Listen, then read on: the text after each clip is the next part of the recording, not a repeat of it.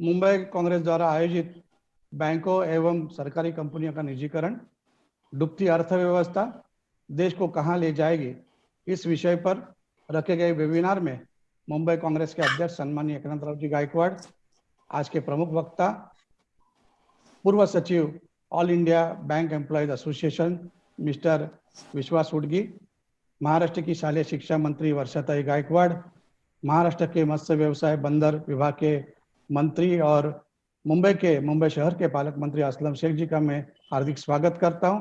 आज इस वेबिनार में सभी जो पार्टिसिपेंट हैं सभी का मैं हार्दिक स्वागत करता हूं और मैं गुजारिश करता हूं मुंबई कांग्रेस के अध्यक्ष और इस कार्यक्रम के आयोजक सम्माननीय एकनाथराव जी गायकवाड़ को कि वो प्रास्ताविक करें।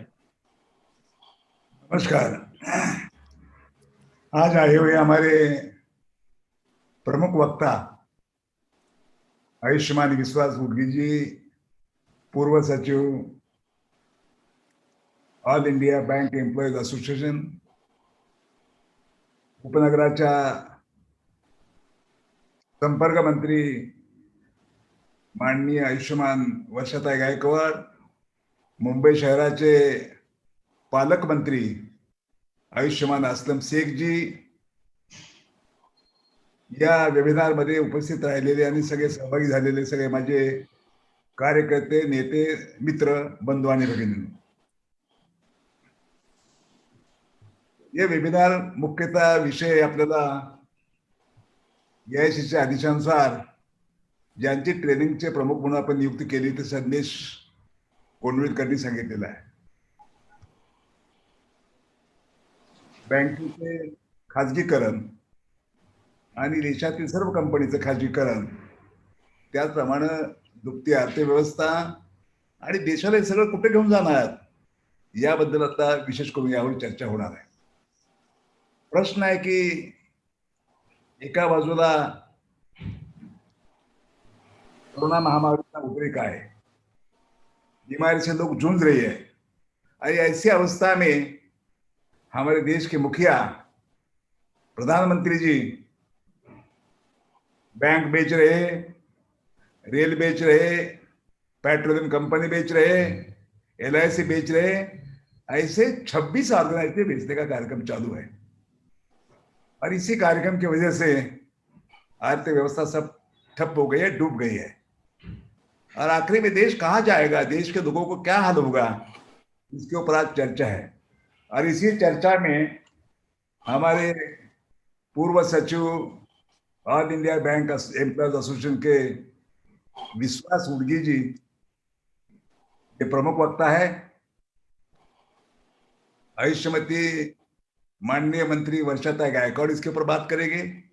आयुष्मान हमारे असलम शेख जी इनके ऊपर बात करेंगे और सभी सुनना है। आपको मालूम है जैसा ट्रेनिंग प्रोग्राम चालू हो गया है, गया महीने से ट्रेनिंग प्रोग्राम चालू हो गया, पूरे जिले का ट्रेनिंग हो गया, पूरे असेंबली कॉन्स्टिट्यूशन का ट्रेनिंग हो गया, 6 जिले हैं उसमें ट्रेनिंग प्रोग्राम हो गया और 36 एसोसिएशन अपने विधानसभा का मतदार संघ है उसमें भी ट्रेनिंग हो गया। लगातार ट्रेनिंग का प्रोग्राम चालू है। गया महीने में अपन शुरू करने के बाद हर महीने में एक वेबिनार लेने का अपन निश्चय किया था। गया महीने की 21 तारीख को 21 अगस्त को एजुकेशन पॉलिसी के ऊपर चर्चा हो गई। बहुत से लोगों ने इसमें सहयोग दिया, साथ दिया, मैं उनके लिए उसका शुक्रगुजार हूं। आज का वेबिनार का विषय हमारे ट्रेनिंग के मुखिया संदेश कोंडविलकर ने बताया है, बैंक एवं सरकारी कर्मचारी का निजीकरण, डूबती अर्थव्यवस्था और ये सब देश को कहां लेके जाएंगे, इस चर्चा में आज भाग सब आप लेने वाले। मैं सबका शुक्रगुजार हूं। इसी विषय के ऊपर मैं ज्यादा नहीं बोलना चाहता। हमारे देश के प्रधानमंत्री सरासर हर बात में झूठ बात करते हैं। मैं निजीकरण नहीं करूंगा, रेलवे का तो कदापि निजीकरण नहीं होगा, क्यों तो मेरा रेलवे से संबंध है। हम तो ये चाहते हैं देश के मुखिया कम से कम सच तो बोले कि क्या हो रहा है, क्या स्थिति है देश में, कैसा चलेगा और हम क्या कर रहे हैं वो बताने का वो कष्ट करते नहीं। वो हमेशा खुद को बोलते हैं कि मैं चौकीदार हूं, लेकिन अभी तो जब ये सब बेचे जाएंगे तो अदानी का और अंबानी का चौकीदार करना पड़ेगा, उसकी चौकीदारी करना पड़ेगा। मैं बोलता है फकीर हूं। अरे आप भाई फकीर हो ठीक है, लेकिन देश को कंगाल मत करिए, देश को मत डुबाइए, अर्थव्यवस्था मत डुबाने का कार्यक्रम करिए। तो इसके ऊपर ये हमारी जो वक्ता है वो उसके ऊपर ख्याल करेंगे। और मैं आपको इसी साथ ये बताना चाहता हूं कि ये जो डूबती हुई अर्थव्यवस्था है, जो सरकारी कर्मचारियों का बैंक सहित सबका निजीकरण चल रहा है, उसके ऊपर आज तो चर्चा है, और ये चर्चा हमारी स्तोत्र बनेगी। हम 2 अक्टूबर से इसके ऊपर आंदोलन करेंगे। देश के जो मजदूर है, कामगार है, आम आदमी है, उनको साथ में कांग्रेस पार्टी सबको साथ में लेकर आंदोलन करने का विचार कर रही है। और उसका शुरुआत महात्मा गांधी का जो जन्मदिन है 2 अक्टूबर, उसी के साथ होगी, ऐसा मैं आपको सबको सूचित करता हूं। और मैं आदरणीय आयुष्मान विश्वास जी उडगी उनका मैं बहुत तहे दिल से सम्मान करता हूं।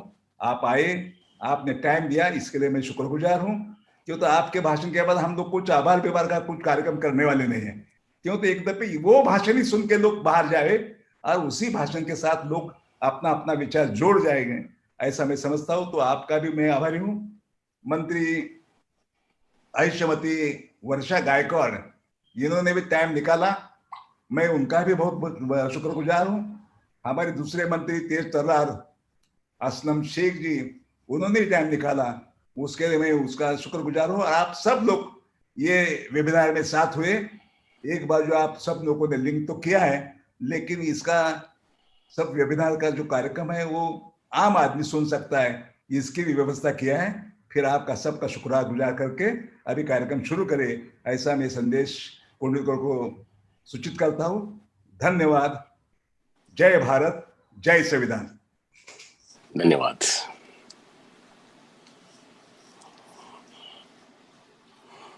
धन्यवाद गायकवाड़ साहब। अब महाराष्ट्र के मत्स्य व्यवसाय बंदर विभाग के मंत्री, मुंबई शहर के पालक मंत्री सम्मानीय असलम शेख जी अपना मनोगत व्यक्त करेंगे। आदरणीय मुंबई प्रेसिडेंट एकनाथ गायकवाड़ जी, हमारी सीनियर कैबिनेट मिनिस्टर वर्षा गायकवाड़ मैडम, आज जिनको सुनने के लिए हम सब उत्साह है, ऐसे हमारे विश्वास जी, संदेश जी और सभी आदरणीय पंत प्रधानमंत्री नरेंद्र मोदी जी ने पिछले चुनाव से पहले 10 सालों में जो बातें की थी उसके उल्टा ही काम करने का उन्होंने निश्चित किया। उन्होंने अपने भाषण में लोगों को कहा था, लेकिन देश के लोग समझ में नहीं पाए। उन्होंने कहा था कि मेरे पास तो कुछ नहीं, मैं झोला लेके आया हूं, लेकिन आगे का वाक्य उन्होंने पूरा नहीं किया। वो देश के जनता को अब झोला लेके निकालने वाले, ऐसा लगता है। जिस तरीके से उन्होंने सारी योजनाएं आजादी के बाद अगर आप देखें तो जहां सुई धागा बंदी की भी रवायत नहीं थी इस देश के अंदर, वहां पे पूरे देश को अपने स्वबल पर करके दुनिया में, भारत में, इंडिया ने अपना नाम किया कांग्रेस के राज्य में। सारे इंस्टीट्यूशन अगर आज खड़े हुए तो इन 70 सालों में, तो वो जब जब कांग्रेस की सरकार रही उसी वक्त खड़े हुए। लेकिन आज एक एक करके जो हमारा सब्जेक्ट है प्राइवेटाइजेशन ऑफ बैंक, एक एक करके जो हमारी एसेट्स है, जिंदगी में जो बैलेंस शीट बनती है वो 2 चीजों से बनती है, एक एसेट से बनती है और दूसरी लायबिलिटी से बनती है। तो आज सारे एसेट्स को एक एक करके तबाह करके उसको बेचने का काम कर रहे हैं, डायरेक्टली इनडायरेक्टली लोगों की आंखों में धूल डालने का काम कर रहे हैं, मीडिया को या तो डरा के या अपनी तरफ करके देश को गुमराह करने का काम कर रहे हैं। आज देश इस परिस्थिति में, मेरे ख्याल से आजादी के बाद ये पहली बार ऐसा होगा जो गुजर रहा है।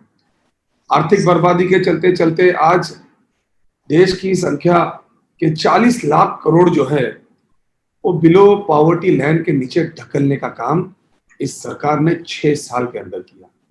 जबकि हम लोगों ने मनरेगा जैसी अच्छी अच्छी पॉलिसीज लाए ताकि घर में बैठ के भी लोगों को, गरीब लोगों को काम मिले, किसानों को काम मिले और किसी को भूख ना मिले। और लोगों को तबाह करने के लिए कोई कसर जो है नरेंद्र मोदी जी और उनके साथ। आप देख सकते हैं कि भयानक ही आर्थिक मंदी जो है आज हमारे देश में है। दुनिया में अगर सबसे पिछड़ा जीडीपी अगर किसी का है तो आज हमारे देश में है। आज करीबन 30,000 करोड़ पैसे जो हैं वो 60 लाख लोगों ने जो है अपने ईपीएफओ फंड में से निकालने का काम किया ताकि वो किसी तरह अपना गुजर बसर कर सके। देश के अंदर आज अगर देखेंगे आप तो हर सेक्टर जो है वो बिकने के लिए आ गया, कोई सपोर्ट नहीं है। ना फार्मर्स को लोन देने की बात की तो उनको कोई मजबूती नहीं मिल रही है, सुसाइड पे सुसाइड हो रहे हैं। जो वादे इन्होंने किए थे सारे वादों को जो है वो खत्म कर रहे हैं।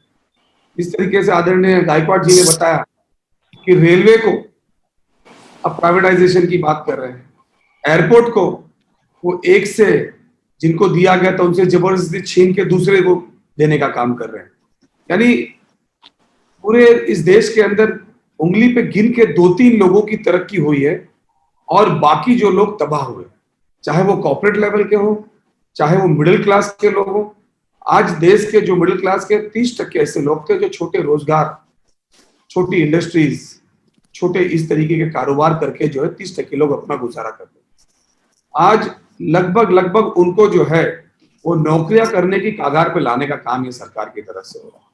आप देखिए कि मिडिल जो क्लास के जो लोग होते थे, छोटी छोटी जो फैक्ट्रियां लगाए हुए थे, आज उनको कोई सपोर्ट नहीं है और अपनी विफलता को छुपाने के लिए इस तरीके से पूरे देश में योजनाएं करते हैं, इस तरीके के मसाले लाके टीवी पे चलाते हैं और टीवी के ऊपर जो देश का चौथा स्तंभ है उसको लगभग जो है वो अपाहिज करने का काम इस सरकार ने किया।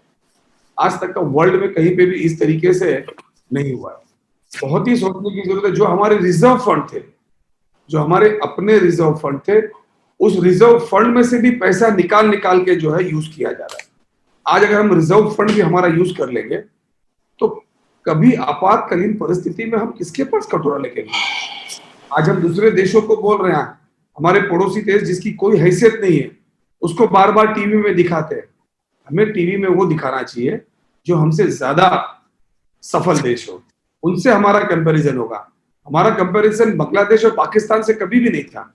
आजादी के बाद से हमने पाकिस्तान और बांग्लादेश को बहुत पीछे छोड़ा था। आज देश की परिस्थिति ये हुई कि जो लोग हमारी चौकीदारी करते थे, ये चौकीदार ने ऐसा कर दिया कि चौकीदार हमारी जगह खाने को बैठा हुआ है, वो हमें आग दिखा रहा है। आज नेपाल से हमारे यहाँ पे लोग लाखों की संख्या में चौकीदारी करने आते थे, आज भारत का अपने हिस्से को वो अपना हिस्सा बताने की जो है ताकत कर रहे हैं। आज तक का कभी इस तरीके का हाल इस देश के अंदर नहीं हुआ। ये सारी चीजें आज सोचने की बात है। फिर एक बार मुझे लगता है कि इस देश के लोगों को संघर्ष करना पड़ेगा। अगर आप इतिहास को खंगोलेंगे तो आपको ये समझ में आएगा कि जब अंग्रेज आए थे तो अंग्रेज ने भी सबसे पहले यही पॉलिसी की थी, एक एक करके अपने जो राज्य थे उसके अंदर जो कारोबार थे उन कारोबारों को हथियाने का काम किया था और हथियाते हथियाते सारे लोगों को जो है इस देश को जो गुलाम बनाने का काम किया। सेम पॉलिसी इन मोदी सरकार की दिखाई दे रही है। सारे कॉर्पोरेट सेक्टर के अंदर 3-4 लोगों को ताकत देके बाकी सारे लोगों को तबाह करना। मिडिल क्लास के जो उद्योग करने वाले लोग थे उनको सिस्टमैटिकली खत्म करना। नौकरी करने वाले जो लोग हैं, आज आप देखिए उन्होंने बोला था कि 2 करोड़ हम नौकरी देंगे, 2 करोड़ नौकरी देंगे बोले थे कि 2 करोड़ नौकरी लेंगे, ये लोग समझ नहीं पाए। आज 2 करोड़ से ज्यादा जो है नौजवान की नौकरियां जा चुकी है। आप अगर देखेंगे तो एक सुशांत सिंह ने मर्डर किया या उसका मर्डर हुआ या सुसाइड किया, उसके ऊपर 3 महीने से मीडिया चर्चा कर रही है। लेकिन सुशांत सिंह जैसे कई नौजवान जिनकी नौकरियां जा चुकी है रोज आत्महत्या कर रहे, उस पर ना मीडिया हो रही है, ना उस पर चर्चा हो रही है, ना उस पर कोई बातें हो रही है। तो मुझे लगता है कि सिस्टमैटिकली तरीके से ये देश को तबाह करने वाले ऑर्गेनाइजेशन है। ये वो ऑर्गेनाइजेशन है जिन्होंने कभी देश की डेमोक्रेसी को माना नहीं था। आज उनके हाथ में जो है वो सरकार आ गई है और उस सरकार का दुरुपयोग करके देश को तबाह करने का काम कर रहे हैं। मैं तो चाहूंगा कि हमें अब सोचने की जरूरत है, और जिस तरीके से उस टाइम पे मीडिया हमारे साथ रही थी और हम लोगों ने तौर पे एक मुहिम तैयार की थी और अंग्रेजों को भगाया था, अब ये जो बैठे हुए लोग हैं इनको यहाँ से भगाने की नौबत है। मैं बहुत ज्यादा कुछ नहीं कहूंगा क्योंकि अभी हमारी भाई भी बोलेगी हमारे इस प्राइवेटाइजेशन के बारे में, लेकिन मुझे एक ऐसा स्तंभ बताइए जिसे इस सरकार ने बनाने का काम किया हो या सरकार ने कुछ नया इन्वेंट करने का काम किया है। सारी चीजें सिस्टमेटिकली जो है दर बदर एक स्टेप वाइज जो है बेचने का काम कर रही है। इस प्राइवेटाइजेशन को अगर हमने नहीं रोकने का काम किया, इससे पहले भी सरकार की योजना इससे रही, जब भी अटल बिहारी जी की सरकार थी तब भी भारतीय जनता पार्टी ने हमारे सारे एसेट्स बेचने का काम किया था। हमारे जितने सरकार के बनाए हुए 5 स्टार होटल्स थे कौड़ियों के दाम में बेचने का काम किया था। आज ओएनजीसी हो, इंडियन ऑयल हो, एयर इंडिया हो, एयरपोर्ट्स हो, ये सारी चीजें जो है ये प्राइवेटाइजेशन के नाम पे बेचेंगे। इनको रोकने के लिए हमें जो कुछ आंदोलन करने की जरूरत पड़े हमें करना चाहिए। आपने मुझे 2 शब्द बोलने का मौका दिया, मैं आपका तहे दिल से शुक्रिया अदा करता हूँ। बहुत बहुत धन्यवाद। जय हिंद, जय महाराष्ट्र, जय भारत। धन्यवाद असलम भाई। अब मैं गुजारिश करता हूँ महाराष्ट्र की शालेय शिक्षा मंत्री, मुंबई उपनगर की संपर्क मंत्री और हिंगोली की पालक मंत्री सम्माननीय वर्षाताई गायकवाड़ की कि आप संबोधन करें। Privatisation of banking and public sector units और डूबती अर्थव्यवस्था, इसके ऊपर जो मुंबई कांग्रेस की तरफ से आज जो ये सम्मेलन आयोजित किया है, मैं एकनाथ गायकवाड़ जी का बहुत धन्यवाद यहाँ से करना चाहती हूँ कि उन्होंने बहुत बड़े पैमाने पे इस सेमिनार का आयोजन किया है, क्योंकि हमें मालूम होना चाहिए कि जिस तरह से दिन ब दिन हर चीज़ का प्राइवेटाइजेशन हो रहा है और जो पब्लिक सेक्टर है उसका भी जो प्राइवेटाइजेशन हो रहा है, जिसके माध्यम से हमारी अर्थव्यवस्था पे परिणाम होने वाला है, वो मालूम पड़े। तो इस माध्यम से मुझे लगता है आज श्री विश्वास उत्तंगी जी का जो प्रबोधन हमें होगा, क्योंकि वो इसमें मास्टर है, क्योंकि उन्होंने वो फॉर्मर सेक्रेटरी रह चुके हैं all India bank employees association के, तो मुझे लगता है उनके पास इस मामले में ज़्यादा नॉलेज होगा, क्योंकि बैंक के माध्यम से किस तरह से काम हो रहा है और किस तरह से प्राइवेटाइजेशन का परिणाम आम आदमी तक होने वाला है, उसका मार्गदर्शन वो अपने प्रबोधन में करेंगे, क्योंकि वो उसके एक्सपर्ट है। अभी हम सबको जो मार्गदर्शन किया वो मुंबई के पालक मंत्री हमारे साथी सम्मानीय मंत्री असलम शेख जी, कार्यक्रम के सभी आयोजक, सभी का मैं बहुत धन्यवाद व्यक्त करती हूँ। और जितने भी यहाँ पे लोग इसको देख रहे हैं उन सभी का मैं बहुत बड़ा यहाँ पे जो है वो सबको बहुत धन्यवाद व्यक्त करती हूँ कि आप सभी इस वेबिनार में यहाँ पे उपस्थित हुए हैं। सबसे पहले तो मुझे ये आप सबसे कहना है, क्योंकि कहीं ना कहीं हमको अभी लोगों में जाके इस चीज़ों की बात करनी पड़ेगी, क्योंकि जिस तरह से नरेंद्र मोदी जी की सरकार 2014 में आई, जिसका जिक्र सम्मानीय गायकवाड़ साहब ने किया, असलम शेख जी ने किया, कि सपने तो कुछ अलग दिखाए गए थे। हमें तो लगा था कि नौकरियां बढ़ेगी, किसानों को भाव मिलेगा, महंगाई कम होगी, महिलाओं को सम्मान मिलेगा, काला धन हमारा आ जाएगा। पर जिस तरह से वो सरकार बढ़ते बढ़ते बढ़ते आज 2020 में आई है, तब हम लोग देख रहे हैं कि इस कार्यकाल में उन्होंने क्या दिया। नोटबंदी की, उसका फायदा किसको हुआ? जीएसटी की, उसका फायदा आम आदमी को क्या हुआ? आज सबसे बड़ी हमारी समस्या ये है कि आज भारत में बड़े पैमाने पे कोरोना के रुग्ण है, और महाराष्ट्र में जहाँ पे हम हैं यहाँ पे भी संख्या दिन ब दिन सिर्फ शहरों में नहीं, अभी ग्रामीण भागों में भी बढ़ती जा रही है। कोरोना के लिए केंद्र सरकार की क्या भूमिका है, क्या मदद है? क्योंकि मुझे उनको पूछना होगा कि हमारे जीएसटी के महाराष्ट्र के पैसे, अभी तक कोरोना के जीएसटी के पैसे हमारे महाराष्ट्र के नहीं आए जो हमें कोरोना के लिए लगने वाले थे। साथ ही साथ में उन्होंने सितंबर के बाद में कहा कि हम मास्क नहीं देंगे, बाकी जो सुविधाएं हैं वो सुविधाएं नहीं देंगे, पीपी किट नहीं देंगे। तो केंद्र सरकार की भूमिका क्या है एग्जैक्टली, हम इस पे चर्चा हमें यहाँ पे करनी होगी, जिसका जिक्र असलम शेख जी ने किया।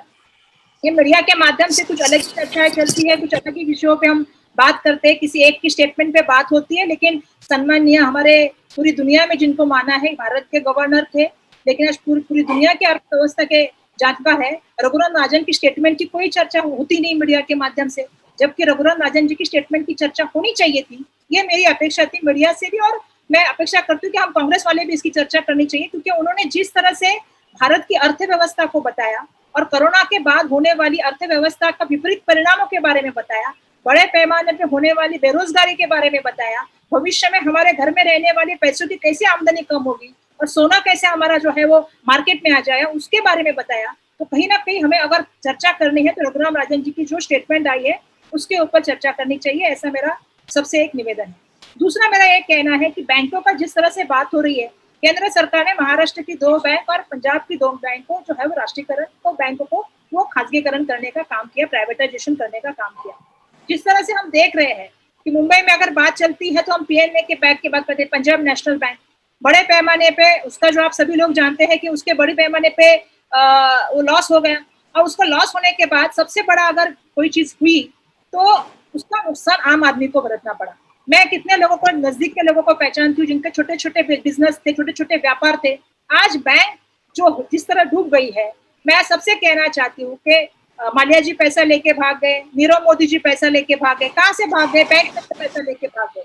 ये नॉन परफॉर्मिंग एसेट एनपीए जो ये दिन ब दिन बढ़ता जा रहा है, इसकी वजह से क्या हो रहा है कि आम आदमी का पैसा जो बैंक में था वो पैसा पूरी तरह से जो व्यापारी मंडली है, जो कहीं ना कहीं उनसे निगड़ित लोग हैं, वो 5-6 व्यापारी, उन्हीं व्यापारी को सब मिलता है। बैंकों का खासगीकरण करते करते आज अवस्था ऐसी आ गई है कि आप सभी को मैं कहना चाहती हूँ कि कहीं ना कहीं बाद में भविष्य में हमारे जो पैसे हैं, गरीब आदमी के जो पैसे हैं, आज रिजर्व बैंक में भी आपको पता है कि रिजर्व बैंक में भी देश के प्राइम मिनिस्टर ने वहां से भी पैसे उठाए, वहां का सोना भी जो हमारा सबसे बड़ा लास्ट का ऑप्शन होता है उसके ऊपर भी उन्होंने हाथ डालने का काम किया। तो कहीं ना कहीं ये चीजें हमें सोचने पे लगा देती है कि देश के प्राइम मिनिस्टर इन सब पैसों का कर क्या रहे, जब कोरोना में मदद नहीं कर रहे, जब किसी को एम्प्लॉयमेंट नहीं दे रहे, कोई नया व्यवसाय नहीं लेके आ रहे हैं, फिर ये पैसे कहाँ जा रहे हैं? ये सबसे बड़ी हमारे लिए सोचने वाली बात है।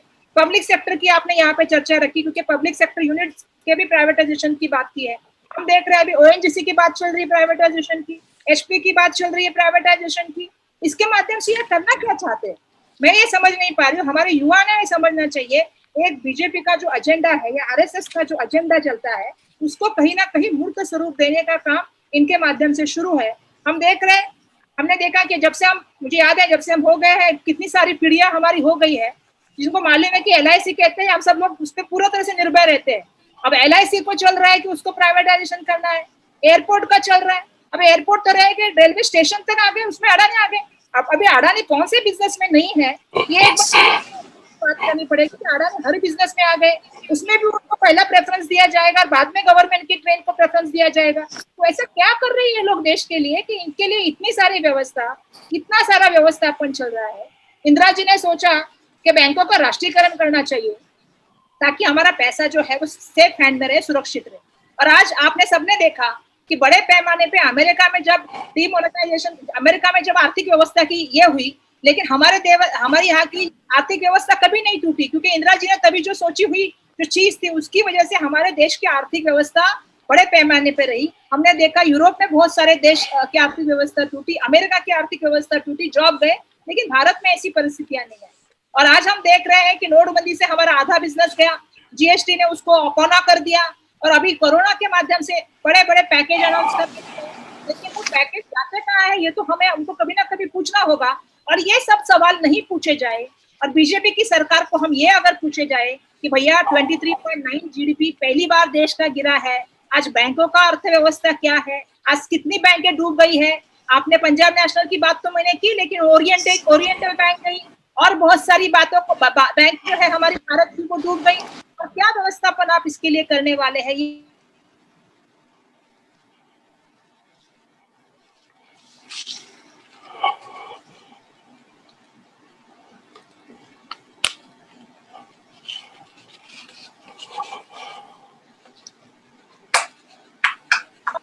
इसका क्या हुआ, उसके स्टेटमेंट पे क्या हुआ। तो मेरा आज इस वेबिनार के माध्यम से विश्वास जी को, पिताजी जी को सबसे बड़ा निवेदन है कि आपका जो मार्गदर्शन होने वाला है वो सबसे बड़ा महत्वपूर्ण मार्गदर्शन। तो हम वो चाहते हैं कि देश के युवाओं को, देश की जनता को ये सच्चाई पता हो कि आज हमारी बैंक खड़ी कहाँ है और हमारी बैंक पहले कहाँ खड़ी थी, और अगर यही परिस्थिति रही तो आने वाले दिनों में हमारी क्या परिस्थितियां हो सकती है। इसके ऊपर हम सबको आपका मार्गदर्शन चाहिए, ताकि हम आने वाले लोगों, आने वाले जो हमारे जो युवा लोग हैं या जो हमारे जो आज जो सुन रहे हैं, उनके माध्यम से हम जनता तक जाए और जनता को ये बताए कि आपको ये मुझे से कहना पड़ेगा कि आप ये सवाल पूछिए, ये हमारे घर तक आने वाले सवाल है, हमारे बच्चे के शिक्षा के सवाल है, हमारे रोजगार का सवाल है, हमारे आगे की पीढ़ी के घरने का सवाल है। तो आप इस पे सवाल पूछिए। तो मैं चाहती हूँ कि आप इस पे ज्यादा मार्गदर्शन करें, क्योंकि हम इसके जितना सुन रहे हैं और जितना हम देख रहे हैं और जितना हम पढ़ रहे हैं कि आज 26 सरकारी कंपनियों को जो है वो प्राइवेटाइजेशन करने का काम हुआ, तो इसका जिम्मेदार कौन लेने वाली है इसकी जिम्मेदारी? सरकार सभी चीजों को प्राइवेट कर हो जाता है तो वो कहाँ नौकरी मांगे?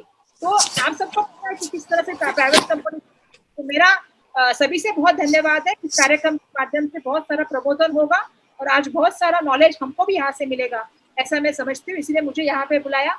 मैं आप सबका बहुत बहुत धन्यवाद व्यक्त करती हूँ। धन्यवाद। धन्यवाद वर्षाताई। अब ऑल इंडिया बैंक एम्प्लॉयज के एसोसिएशन के पूर्व सचिव और बैंकों के जानकार, आज के प्रमुख वक्ता श्री विश्वास उडगी जी को मैं विनंती करता हूं कि वो अपना विचार रखें। नमस्ते। आज के इस कार्यक्रम में मुंबई शहर के अध्यक्ष, कांग्रेस के अध्यक्ष माननीय एकनाथ जी गायकवाड़ साहब, मैडम वर्षाताई गायकवाड़ साहब, मंत्री जी है, वो शिक्षा मंत्री है, और हमारे असलम भाई शेख भी है जो पालक मंत्री है मुंबई शहर के, और कांग्रेस के ये 2 मंत्री और मुंबई शहर के ये जो अध्यक्ष है, मैं इन सब लोगों का शुक्रगुजार इसलिए हूँ कि कांग्रेस की तरफ से ये जो एक निमंत्रण मुझे मिला, तो मैं खुद को एक जिसको कहता हूँ कि आई एम वेरी हैप्पी, इसलिए कि कांग्रेस ने इस देश को आजादी दिलवाई। स्वतंत्रता के पहले कांग्रेस एक मूवमेंट थी, स्वतंत्रता के बाद इस देश को सजाया संवारा कांग्रेस ने। कांग्रेस के साथ और भी बहुत सारी पार्टियां थी जो सेक्युलर थी, और डॉक्टर बाबा साहेब अम्बेडकर ने जो एक कॉन्स्टिट्यूशन इस देश को सौंपा है 26 जनवरी 1950 को, उसके तहत जो डेमोक्रेटिक मूवमेंट है वो कांग्रेस के शासन में फलता गया, फूलता गया। और उसी एक दौरान आज जब ये एक ऐसा वक्त आ गया है कि बैंक डूब रहे हैं, LIC डूब रही है, रेलवे का निजीकरण होने जा रहा है और देश की अर्थव्यवस्था डूब रही है, ऐसे वक्त आज की तारीख में आगे क्या होगा, ये जो सवाल है, इन मुद्दों पर मुझे आपके सामने कुछ चर्चा उपस्थित करने का मौका मिला, इसलिए मैं धन्यवाद अदा करता हूँ मुंबई शहर कांग्रेस का, और मेरी बात एक आधे घंटे या 40 मिनट में रखने की कोशिश करता हूँ। अभी मैडम वर्षाताई गायकवाड़ ने बहुत अच्छे ढंग से अपनी पेशकश की है। मैं उनका भी इसलिए शुक्रगुजार हूँ क्योंकि उन्होंने एक जो व्यू पॉइंट रखा है वो बहुत महत्वपूर्ण है कि हमें लोगों तक जाना है। कांग्रेस पार्टी को हर गांव कुछे में, शहरों में, गलियों में, सब जगह एक नाम है, और आज की तारीख में महाराष्ट्र में तो सत्ता में है, लेकिन केंद्र में वापस सत्ता में आने के लिए गांव-गांव में कांग्रेस का झंडा और बड़े बाकी सेक्युलर पार्टियों के साथ जाना बहुत जरूरी है। और इसलिए आज का विषय लेके मैं ये मुद्दे आपके सामने रखता हूँ। विषय है डूबती हुई अर्थव्यवस्था का, और इसमें क्या डूब रहा है और क्या बचेगा, ये हम बात जरूर करेंगे। लेकिन ये जो नौबत है डूबने की, अर्थव्यवस्था के डूबने की नौबत है, ये मोदी सरकार के 6 वर्ष के काल में ही ज्यादातर हमें दिखाई देती है, और हमें ये देखना पड़ेगा कि क्या डूब रहा है। क्योंकि आज जब बात होती है कोरोना 24 मार्च 2020 को डिक्लेयर करने के बाद, जिसको कोरोना के तहत महामारी के साथ युद्ध करते हुए हमें इस देश के हर आदमी को बचाने की बात करते करते हर आदमी को घर में बिठा दिया गया। अब हम देखते हैं कि कोरोना के विरुद्ध युद्ध करते करते हम पूरी जनता को एक युद्ध कैदी बना दिया गया है। और ये 24 मार्च से लेकर आज तक अगर आप देखते हैं, आज 20 सितंबर है, तो करीब करीब 6 महीने होने को आ गए हैं और पूरी अर्थव्यवस्था लुढ़क गई है। और ये इतनी लुढ़क गई है कि पहले क्वार्टर में, मतलब पहला क्वार्टर क्या होता है, अप्रैल मई जून, ये 2020 का पहला क्वार्टर होता है आर्थिक वर्ष में। इसमें 24%, करीब करीब 24% हमारी जो ग्रॉस डोमेस्टिक प्रोडक्ट है वो खत्म हो चुकी है, मतलब वो श्रिंक हो गई है। तो अगर हमारी अर्थव्यवस्था इस पूरी देश की मान लो कि 200 लाख करोड़ के आसपास हमारी GDP है, ग्रॉस डोमेस्टिक प्रोडक्ट है, जिसमें कुल मिला के जितने भी उद्योग है उनमें से जमा हुआ, वहां जहां से उत्पादन होता है, कारखानों में होता है, जितना भी बेचा जाता है, उससे जो रेवेन्यू आता है वो एक बात। दूसरी बात जो सेवा है, सेवाएं दी जाती है, वहां से भी जो कुल मिला के संपत्ति का आर्थिक व्यवस्था में जमा होती है, वो एक बात। तीसरी बात हमारी खेती, मतलब एग्रीकल्चर सेक्टर। तो ये जो 3 सेक्टर है, हमारा मैन्युफैक्चरिंग सेक्टर, हमारा एग्रीकल्चर सेक्टर मतलब खेती खलिहान, और हमारा एक सेवा क्षेत्र, जिस सेवा क्षेत्र में बैंक आते हैं, टेलीकॉम आता है, इंश्योरेंस आता है, जहां पे आप देखोगे कि नॉन बैंकिंग फाइनेंशियल कंपनीज आती है, कुल मिला के ये जो मार्केट है ये सारा सेवा क्षेत्र है। तो ये सेवा क्षेत्र, मैन्युफैक्चरिंग सेक्टर और खेती, तीनों का मिलके जो कुल मिला के उत्पाद जीडीपी बनता है वो है 200 लाख करोड़ प्लस है। अब डॉक्टर मनमोहन सिंह के जमाने के, अगर आप 91 से नरसिंह राव जी के कार्यकाल से लेके आज तक अगर आप देखोगे तो करीब करीब 30 साल तो हो चुके हैं। इस 30 साल के अंदर जब हमारी जो इकोनॉमी है, भारत की अर्थव्यवस्था जो है, जो अभी जो नाम लिया गया वर्षाताई गायकवाड़ जी ने, तो मैं उनको बहुत आदर से कहता हूं मैडम इंदिरा जी। तो मैडम इंदिरा जी ने इस देश की अर्थव्यवस्था को इस तरीके से संवारा कि पंडित जवाहरलाल नेहरू ने 5 ईयर प्लानिंग के जरिए जो पब्लिक सेक्टर बनाया, प्लानिंग कमीशन के जरिए पब्लिक सेक्टर बनाया, उस पब्लिक सेक्टर को इंदिरा गांधी जी के जमाने में और उसके बाद वो एक हाइट पे लेके गई, जिसको कहेंगे हम मतलब commanding Heights of the economy, कि अर्थव्यवस्था के एक चोटी पर पब्लिक सेक्टर रहेगा। हाँ, इस देश में प्राइवेट सेक्टर, निजी क्षेत्र भी रहेगा, क्योंकि भारत की स्वतंत्रता के पहले निजी क्षेत्र था और भारत की स्वतंत्रता के बाद निजी क्षेत्र भी था। सवाल ये था, आज हम कह रहे कि डूबती अर्थव्यवस्था क्या है, तो ये समझने के लिए हमको ये समझना जरूर है। और जब नरेंद्र मोदी कहते हैं कि हमारा भारत हमको कोरोना की व्यवस्था में आत्मनिर्भर करना है, तो मैं दावे के साथ कहता हूं कि नेहरू जी के जमाने से लेके इंदिरा जी और राजीव जी के जमाने में जो अर्थव्यवस्था खड़ी होती गई और उभरती गई, वो देश को आत्मनिर्भर अर्थव्यवस्था बनाती गई। तो आत्मनिर्भर तो हम होते गए थे, लेकिन जब दुनिया की अर्थव्यवस्था में एक, जिसको कहते हैं opening of the market, world economy, जिसमें एक ग्लोबलाइजेशन का दौर आ गया, तो नरसिंह राव जी ने कहा कि हमें कुछ चीजों के बारे में जो रेगुलेशन करते हैं उसको थोड़ा सा हमें डीरेगुलेशन करना पड़ेगा, और जहां हो सके कि इकोनॉमी जैसा बैंकिंग, ये तो पहले से ग्लोबल है, मतलब ब्रिटिश जमाने से लेकर आज तक वो ग्लोबल ही है। तो बहुत सारे ऐसे क्षेत्र हैं जो ग्लोबल होते हैं, लेकिन पूरी की पूरी इकोनॉमी स्वतंत्रता के बाद बहुत सारे हमने रेगुलेशन बनाए, क्योंकि हमने प्रोटेक्शन दिया, खेती को दिया, उत्पादन व्यवस्था को दिया, सेवा व्यवस्था को दिया। तो वो जो रेगुलेशन बने, वो रेगुलेशन उस वक्त देश के हित में थे। लेकिन 1991 के करीब डॉक्टर मनमोहन सिंह ने कहा कि उस वक्त हमें एक ऐसी परिस्थिति थी देश में कि रिजर्व बैंक ऑफ इंडिया के पास सिर्फ 2 महीने की इंपोर्ट खरीदने के इतना ही फॉरेन एक्सचेंज जमा था, तो उसको गिरवी रख के हमको एक कर्जा लेना पड़ा, और उसके तहत हमें जो कंडीशंस वर्ल्ड बैंक ने और IMF ने दी, उस कंडीशन के तहत भारतीय अर्थव्यवस्था का पुनर्रचना, मतलब जिसको कहते हैं रीस्ट्रक्चरिंग ऑफ द इकोनॉमी, जिसको स्ट्रक्चरल एक प्रोसेस जो है अर्थव्यवस्था में, जहां पे गवर्नमेंट ऑफ इंडिया का ओनरशिप 100% है, उसको डाइल्यूट करो, उसको कम करो, ये वो कंडीशंस थी। उन कंडीशन को मानना पड़ा। लेकिन डॉक्टर मनमोहन सिंह ने एक बात बहुत जोर से कही उस वक्त भी, कि किसी भी हालत में public sector shall have the commanding Heights of the economy. ये इंदिरा जी का शब्द है, ये इंदिरा जी का शब्द है। और 51% ओनरशिप लिबरलाइजेशन के और ग्लोबलाइजेशन के जमाने में भी भारत के पब्लिक सेक्टर का रहेगा, बैंकों का रहेगा, और LIC तो 100% ओन रहेगा। ये बात डॉक्टर मनमोहन सिंह ने कही।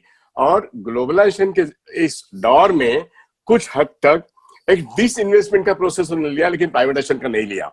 सो प्राइवेट सेक्टर को एक अच्छी तरीके से बढ़ावा देना, पब्लिक सेक्टर को ऊंचाई तक लेके जाने के लिए काम करना, एक ऐसे दौर में जब हमारी इकोनॉमी पूरी नीचे गई थी, जो 91 की बात कर रहा हूं मैं, उसको उन्होंने 2012 तक, 2013 तक जब सत्ता थी, सत्ता आई और सत्ता गई, लेकिन नरसिंह मनमोहन सिंह के दौर में जो एक ओपनिंग ऑफ द मार्केट हुआ, जिसके कारण भारत का उद्योग छोटा और बड़ा ये भी पनपने लगा। भारत के बैंक पहले तो इंटरनेशनल लेवल पे एक्सपोज हो गए, लेकिन बाद में सुपर प्रॉफिट कमाने लगे 98 के बाद, और तब से लेके अब तक मतलब 2015 तक सारी बैंकों ने सुपर प्रॉफिट्स कमाए हैं। बैंकों में करीब करीब 50% ग्रोथ हुआ है, और ये जो है कमाल जो है वो डॉक्टर मनमोहन सिंह ने जिस तरीके से इकोनॉमिक मैनेजमेंट किया है। इसलिए तो हम दो चीजें देखने की कोशिश करते हैं कि नेहरू जी और इंदिरा जी के वक्त जो 100% रेगुलेशन और गवर्नमेंट कंट्रोल था, उसको मनमोहन सिंह साहब के जमाने में थोड़ा सा डीरेगुलेशन किया गया, लेकिन आर्थिक विकास वो बहुत बड़े पैमाने पे जीडीपी को आगे लेके गया। तो ये एक दो तरीके के मॉडल हमने देखे, नेहरू जी का मॉडल, इंदिरा जी का मॉडल, और राजीव जी के बाद कुछ हद तक उसमें प्राइवेटाइजेशन को ज्यादा एक एनकरेजमेंट भी दिया, लेकिन पब्लिक सेक्टर का कमांडिंग हेड्स कभी भी नीचे आने को नहीं दिया। इसलिए अर्थव्यवस्था ये आगे बढ़ती गई, आत्मनिर्भर होती गई, चाहे वो रेलवे हो, चाहे वो डिफेंस हो, चाहे वो बैंक हो, चाहे इंश्योरेंस हो, चाहे बंदर हो, चाहे कुछ भी हो जो गवर्नमेंट के अंडर कंट्रोल था, उसमें से हम देश का जीडीपी बढ़ता गया और निजी क्षेत्र भी बढ़ता गया। आज तो मुकेश अंबानी और ये लोग जो आपको दिखाई देते, लेकिन धीरूभाई अंबानी हो या टाटा बिरला हो, इनका विकास तो इसी दौरान में हुआ ना, अपने आप तो वो बड़े नहीं हुए थे। मेरी बात यह है कि जब 1948 में एक दौर ऐसा था, यही टाटा और बिरला ने एक बॉम्बे प्लान बना के कहा था कि भाई हमारे पास पूंजी नहीं है, सरकार को इंफ्रास्ट्रक्चर में इन्वेस्ट करने के लिए हमें पूंजी देने की जरूरत है। सरकार ने खुद तय किया कि हाँ, हम इंफ्रास्ट्रक्चर में बहुत पैसा लगाएंगे, और सरकार ने चाहे हवा हो, चाहे पानी हो, रेल की पटरी हो, रेल का प्लेटफॉर्म हो, बंदरगाह हो, स्कूल हो, कॉलेज हो, हेल्थ हो, जो चीजें हैं जो समाज को आगे ले जाने वाली और जो गरीबी को हटाने की जो बात करनी है अर्थव्यवस्था में, उन सारी चीजों में प्लानिंग प्रोसेस में पैसा लगाया, जिसको कहते हैं गवर्नमेंट इन्वेस्टमेंट। ये गवर्नमेंट इन्वेस्टमेंट बैंकों के जरिए आया, ये गवर्नमेंट इन्वेस्टमेंट LIC के जरिए आया, ये गवर्नमेंट इन्वेस्टमेंट UTI और GIC के इन्वेस्टमेंट से आया, जिसके कारण सरकार ने जो कुछ किया, चाहे वो श्वेत क्रांति हो, चाहे वो हरित क्रांति हो, जितने भी आज के पब्लिक सेक्टर खड़े हुए दिखाई देते, चाहे वो HAL हो, चाहे BHL हो, चाहे ONGC हो, इंडियन ऑयल हो, ये सारी चीजें, बैंक्स हो, ये सभी चीजें आज ताकत से खड़ी रही क्योंकि एक पॉलिसी थी। और वो पॉलिसी पार्लियामेंट में हर तरीके का एक कानून बना, जैसे बैंक नेशनलाइजेशन एक्ट 1970 बना, बैंक नेशनलाइजेशन एक्ट 1980 बना, IDB एक्ट 1964 बना, नाबार्ड का एक्ट 1964 बना, स्टेट बैंक ऑफ इंडिया का एक्ट भी 1955 में बना, जब हमारे महाराष्ट्र के बहुत बड़े सुपुत्र CD देशमुख जी उस वक्त फाइनेंस मिनिस्टर थे, और 1956 में LIC का जो कहते हैं कि taking over the LIC company, मतलब LIC का राष्ट्रीयकरण हुआ।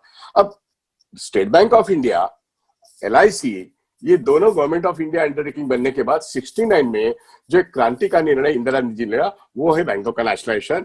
जब 14 बड़े बैंक उन्होंने टाटा बिरला के थे, जैसे बहुत सारे उद्योगपतियों के थे, उनका राष्ट्रीयकरण किया।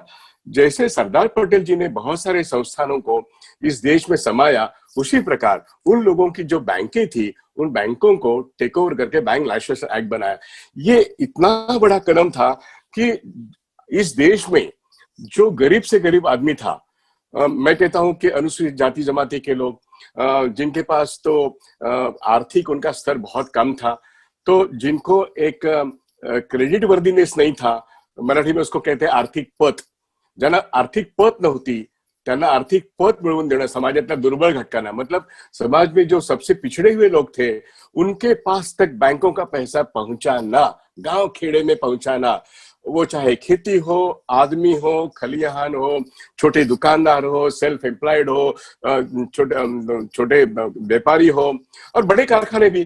तो बड़े से बड़ा कारखाना, बड़े से बड़ा कारपोरेट, और मिडिल लेवल के जो डॉक्टर्स है, एडवोकेट्स है, सेल्फ एम्प्लॉयड है, इन सभी लोगों तक बैंकों का पैसा पहुंचाने के लिए बैंक नेशनलाइजेशन किया गया। और बैंक नेशनलाइजेशन ये इस देश का नहीं, पूरा एशिया का सबसे क्रांतिकारी निर्णय था इंदिरा जी का, जिसको इस देश में कॉमरेड डांगे जी ने सपोर्ट किया था। कॉमरेड श्रीपाद अमृत डांगे, जिनकी बेटी रोजा देशपांडे कल के दिन गुजर गई 92 एज में, इन लोगों ने उस वक्त जो सपोर्ट दिया इंदिरा जी को, और जो इंडिकेट और सिंडिकेट कांग्रेस का जो वो जमाना था, इंदिरा जी ने पूरी ताकत के साथ इस देश की अर्थव्यवस्था को, जिसको कहते हैं कमांडिंग हाइट्स लगाया। अब वो पब्लिक सेक्टर, अब की बात जो है, मैं जो बात कर रहा हूं ये है वो आत्मनिर्भर भारत, वो आत्मनिर्भर अर्थव्यवस्था जो इंदिरा जी ने, राजीव जी ने चलाया, जिसको और बड़े पैमाने पे मनमोहन सिंह ने जीडीपी का करीब से 9% तक, 2011 तक 9% जीडीपी था। अब वो 2015 के बाद ये जो हमारी सरकार है आज की, प्रधान सेवक जो है हमारे नरेंद्र मोदी जी, मैं अभी अब थोड़ा सा पॉलिटिक्स समझाता हूं। अदरवाइज ये अर्थव्यवस्था क्यों डूब रही है ये समझने में बहुत लोगों को दिक्कत आएगी। आंकड़े तो बहुत मालूम पड़ेंगे आपको, लेकिन पॉलिटिक्स क्या है। बैंकों का नेशनलाइजेशन जो हुआ तो 1969 में, मैं आपको एक बात का याद दिला दूं, मैंने कुछ 40 साल बैंकों में 10 लाख बैंक एम्प्लॉइज और ऑफिसर्स का मैंने नेतृत्व किया है।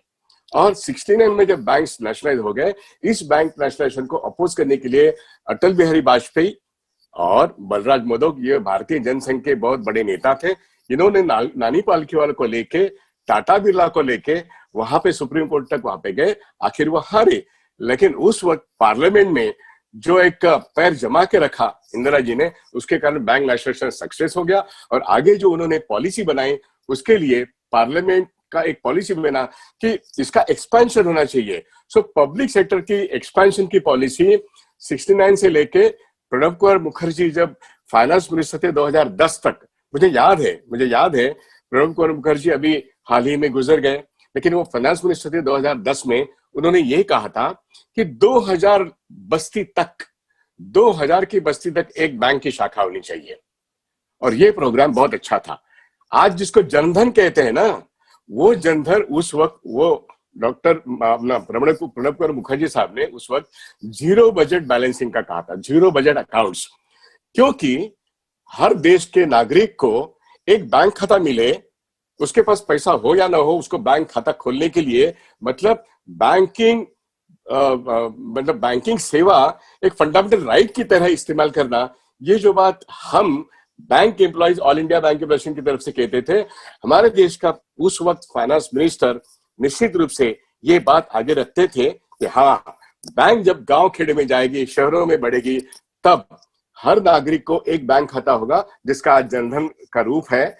तो वो उसका पैसा बैंकों में आके, बैंकों का पैसा उसके पास लोन के जरिए जाएगा, तो देश में एक आर्थिक उन्नति बढ़ेगी और लोगों की गरीबी दूर होने में बैंक का पैसा काम आएगा, जो इसके पहले भी काम आता रहा। देश का इंफ्रास्ट्रक्चर खड़ा करने के लिए, वो देश के आम आदमी के लोगों को, खेती खलियाने के लोगों को 4% रेट ऑफ इंटरेस्ट से एग्रीकल्चर लोन मिलने के लिए, जो 40% प्रायोरिटी सेक्टर का लोन जो 1969 के बैंक नेशनलाइजेशन जारी किया था, वो 2010 तक तो जारी था। 2010 के बाद ये जो खेती के लिए, प्रायोरिटी सेक्टर के लिए 100 में से 40 रुपए निकाल के रखने का जो एक कानून था, इसको डाइल्यूट किया गया रिजर्व बैंक ऑफ इंडिया की तरफ से। और उसके बाद हमने देखा, आज तो पिछले महीने में वो प्रायोरिटी सेक्टर 40 रुपए का जो था, उसमें से खेती के लिए जो पैसा देना है, एग्रो इंडस्ट्री के लिए पैसा देना है, वो सारा डेफिनेशन चेंज कर दिया आरबीआई ने। नाम प्रायोरिटी सेक्टर, लेकिन उस प्रायोरिटी सेक्टर में आप अगर ट्रक या ट्रैक्टर लगा देने को, तो आम जो किसान है, जो 4 एकड़ वाला है, 5 एकड़ वाला है या 10 एकड़ वाला है, वो तो उसको तो जिसको कहते हैं सीड्स चाहिए, उसको तो जो फर्टिलाइजर चाहिए, उसको तो उसका जो क्रॉप है, एग्रीकल्चर क्रॉप है, उसके लिए लोन चाहिए। तो उसके लिए पैसा नहीं रहेगा, सिर्फ ट्रैक्टर और इसी के लिए रहेगा। तो प्रायोरिटी, और गोल्ड लोन भी प्रायोरिटी में आ गई। तो ये सारी बातें जो है, प्रायोरिटी सेक्टर डेफिनेशन चेंज करना, और जो पैसा आम आदमी के लिए बैंक नेशनलाइजेशन के एक्ट में लिखा था, वो अभी पूरा पिछले 5-6 साल में डाइवर्ट हो चुका है। दूसरी बात मैं आपको बताना चाहता हूं कि जो मॉडल पब्लिक सेक्टर स्ट्रांग रहेगा, प्राइवेट सेक्टर भी रहेगा, ये जो मॉडल है, मनमोहन सिंह के जमाने में 95 में नए प्राइवेट सेक्टर बैंकों को भी एक जन्म दिया गया। उदाहरण के तौर पर आईडीबीआई बैंक ने आईडीबीआई प्राइवेट सेक्टर बैंक निकाली, एचडीएफसी बैंक निकली, आईसीआईसीआई जनरल सिक्योरिटी जो थी वो पब्लिक सेक्टर में थी, उन्होंने आईसीआईसीआई बैंक खोला। ऐसे 12 प्राइवेट सेक्टर बैंक खोले 95 से लेके 2020 तक। उस 12 में से आज सिर्फ 7 है, 5 कहाँ गए? ग्लोबल ट्रस्ट बैंक 2006 में लुढ़क गई। हाँ, आपका यस बैंक लुढ़कते लोग दे अभी बच गई। तो आपका देखिए बेनेट कोलमैन कंपनी की एक टाइम्स बैंक थी, वो कहां पर है, बैंक ऑफ पंजाब का है, बैंक सेंचुरियन बैंक का है। ये सारे निजी क्षेत्र के बैंक 5 या 6 साल के बाद गायब हो गए। तो निजी क्षेत्र के नए बैंक भी गायब होते हैं और पुराने बैंक वो नॉन परफॉर्मिंग एसेट मतलब डूबता हुआ कर्जा होने के कारण आखिर गवर्नमेंट ऑफ इंडिया को उसको मोरेटोरियम के जमाने में पिछले 40 साल में करीब करीब 40 बैंकों को लेना पड़ा, पब्लिशर बैंकों को। मेरा कहने का मतलब यह है भारत के निजी क्षेत्र के बैंकों को भी पब्लिशर बैंकों ने समाया और पब्लिशर बढ़ता गया।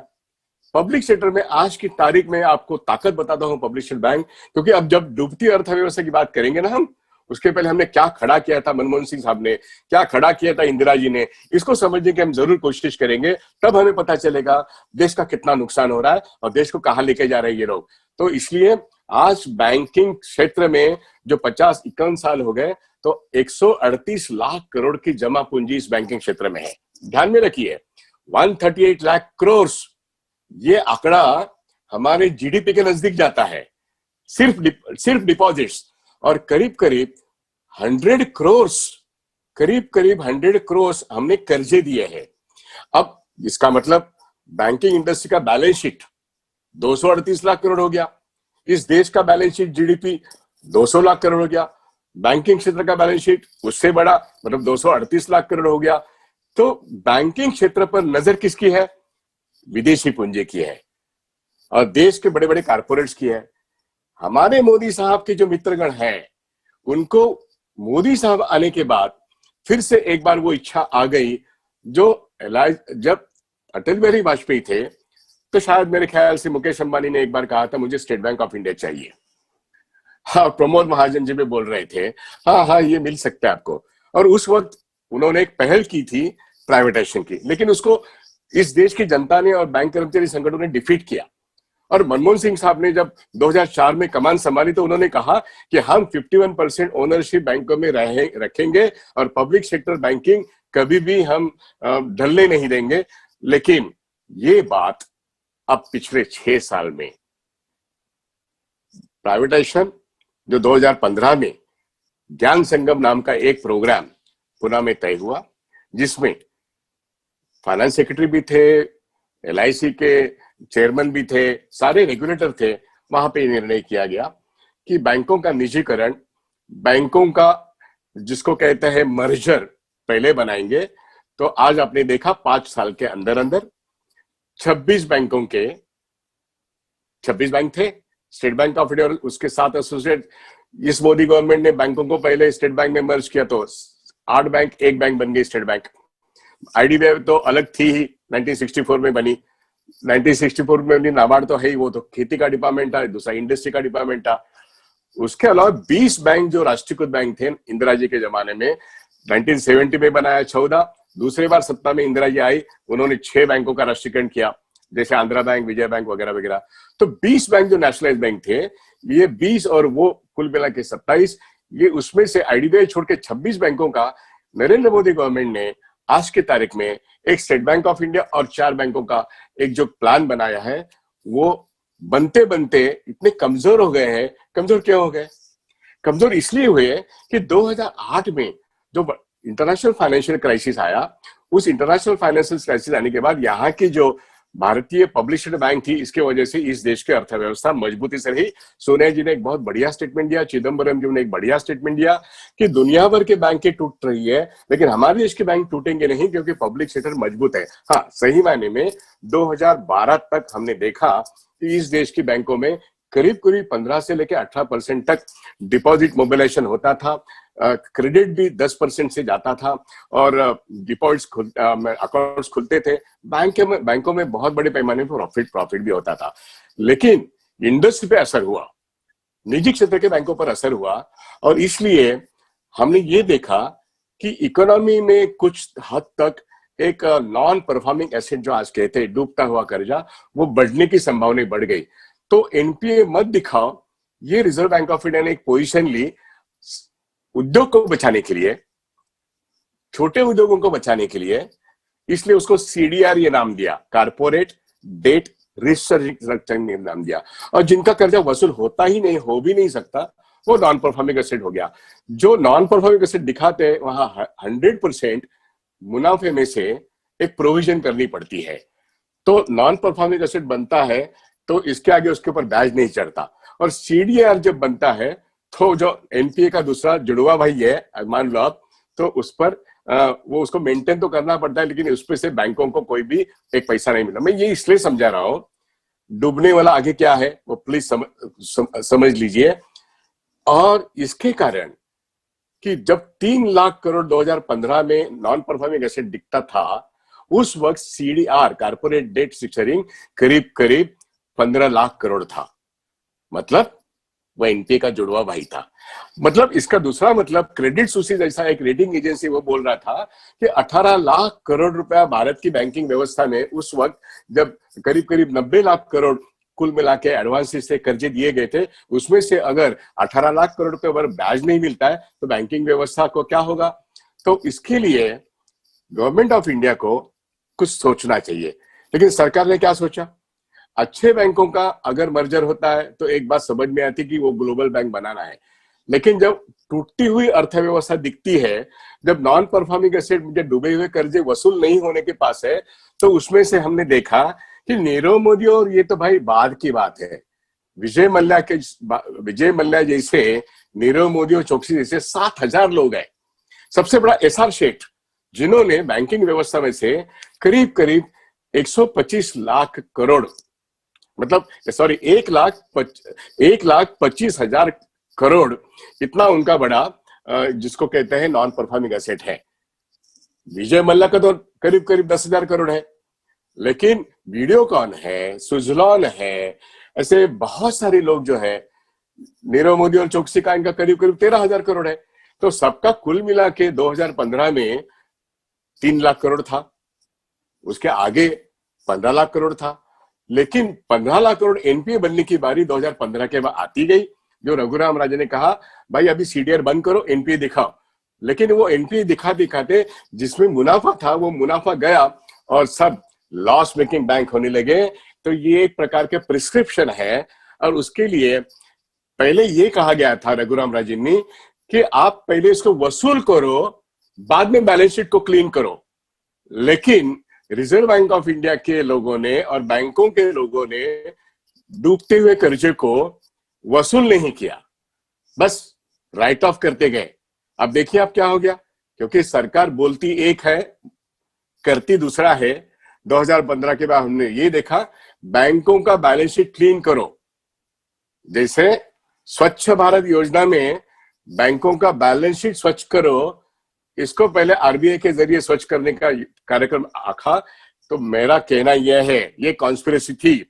इस देश के 7,000 बड़े कर्जा डुबाने वाले लोग, जिनका ये 18 लाख करोड़ है, इसमें आप आम आदमी किसान की गिनती मत कीजिए। ये आम आदमी किसान जो है वो आत्महत्या के कारण पैसा नहीं दे रहा था, लेकिन पैसा नहीं देना है इसलिए विजय मल्ल्या भाग गया, पैसा नहीं देना है इसलिए नीरव मोदी भाग गया, और वो भाग गए तो उनका जो लोन है वो अभी राइट ऑफ हो रहा है, और वो राइट ऑफ हुआ रकम 7 लाख करोड़ है।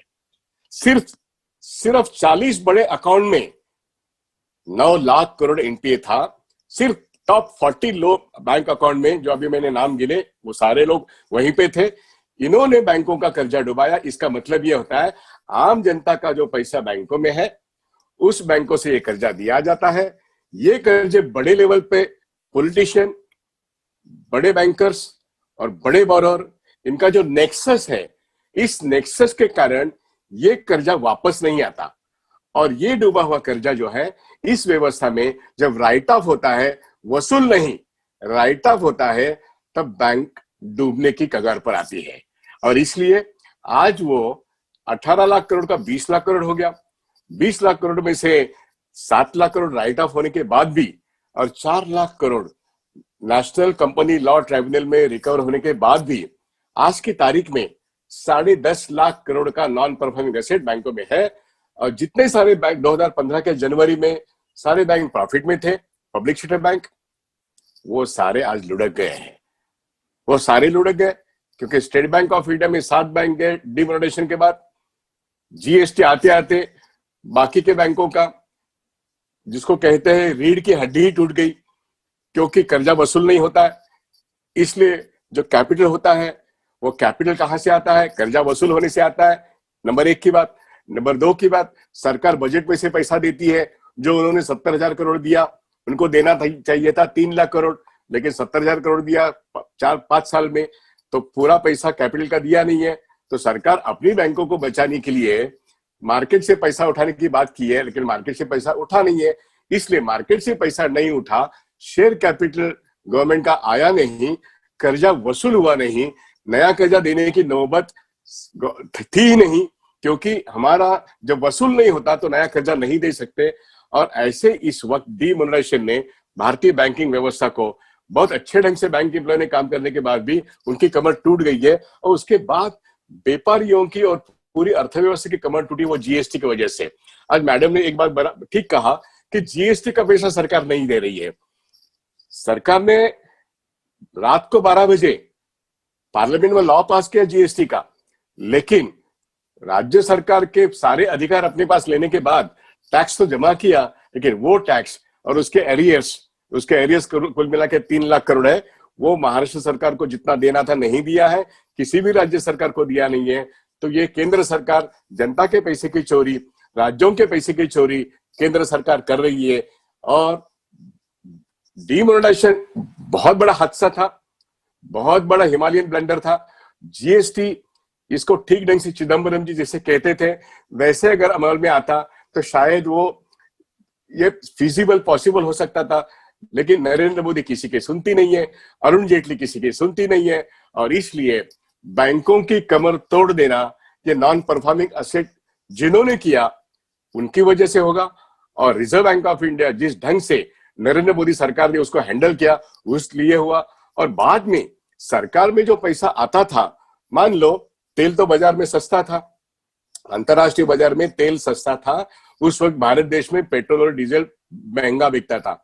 मेरा सवाल है, करीब 32 लाख करोड़ पैसा इस 4 साल में कौन से खाते में गए? कोई बता सकता है? आरटीआई में कुछ नहीं आएगा। जैसा पीएम केयर के बारे में आरटीआई में कुछ नहीं है, जैसा पेट्रोल डीजल के भाव बढ़ते गए और जो पैसा आता गया वो कौन से अकाउंट में गया? कहीं कैग रिपोर्ट ये बताता है? और फिर सरकार बोलती है हमारे पास पैसा नहीं है। तो ये लोगों के जीएसटी का पैसा, ये पेट्रोल डीजल के बढ़ता हुआ दाम और इतने लाखों करोड़ों पैसे जमा हो गए, वो पैसा, और पब्लिक सेक्टर ने इतना कमा के डिविडेंड दिया, आरबीआई ने इतना डिविडेंड दिया, बहुत सारे डिविडेंड्स, इनकम टैक्स कलेक्शन ये बढ़ा हुआ है पिछले कुछ सालों में। ये सारा पैसा गया कहाँ?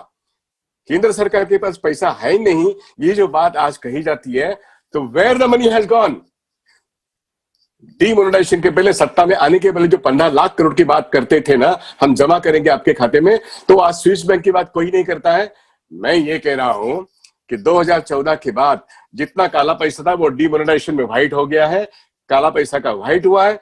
और करीब करीब जितना पैसा रिजर्व बैंक में प्रिंटेड नोट्स उनके रिपोर्ट में दिखते थे 2008 नवंबर 2016 के पहले, वो पूरे के पूरे सितंबर 2017 में आ चुके हैं।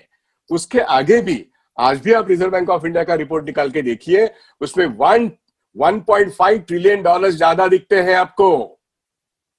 ये नोट कब छपे? डीमोनेटाइजेशन के बाद ये नोट कब छपे? अगर डीमोनेटाइजेशन में आपको कैशलेस होना था और पेटीएम की बात आपने की फोटो लगा के, अब वो पेटीएम भी गायब हो गया। अब कैशलेस तो लोग नहीं हुए, लोगों के पॉकेट में से कैश निकल गई और 70% रूरल इकोनॉमी डैमेज हो गई, जिसमें से हमारे 40 करोड़ खेती में काम करने वाले लोग ये और गरीब बन गए, हमारे छोटे व्यापारी गरीब बन गए, लोगों के हाथ से और पॉकेट से कैश निकाली गई। और इनकम टैक्स रिटर्न भरने वाले शायद ज्यादा हो सकते हैं, लेकिन उनका टैक्स कलेक्शन सरकार के पास किधर है? ये सवाल मेरा है। तो हमको ये सवाल पूछना है सरकार को, ये सारी पिछले 6 साल में सरकार के खाते में जमा हुआ पैसा वो कहां पर है, वो कहां पे अपने पैसा लगा? क्योंकि 6 बजट में जितनी सारी योजनाएं उन्होंने कही, वो कहीं भी उनकी अमल में नहीं लाई। फॉर एग्जाम्पल जनधन खाते में जो खाते खुले, उसमें जो जमा पैसा डीमोनेटाइजेशन में किया गया, कहां गया? बहुत बड़े पैमाने पे देश के बाहर पैसा गया है। जैसे 500 बड़े उद्योगपति देश के बाहर गए हैं, वैसे देश के बाहर पैसा भी गया है। जो शेल कंपनियां यहाँ पे 2 लाख बंद हो गए, नरेंद्र मोदी जी ने कहा, लेकिन दुनिया भर की शेल कंपनी में अगर मैं कहूं कि इस देश की सबसे बड़ी पार्टी जो है बीजेपी, दुनिया की बड़ी पार्टी, इनके बड़े बड़े खातों में बाहर अगर ठीक से अगर ढूंढ के निकाले तो बहुत सारा पैसा उनको मिलेगा। That's why it is the richest party in the world, richest party in India. इसलिए वो बहुत बड़ा ऑफिस बना सकते हैं दिल्ली में, लेकिन देश का जनता तो गरीब हो गया।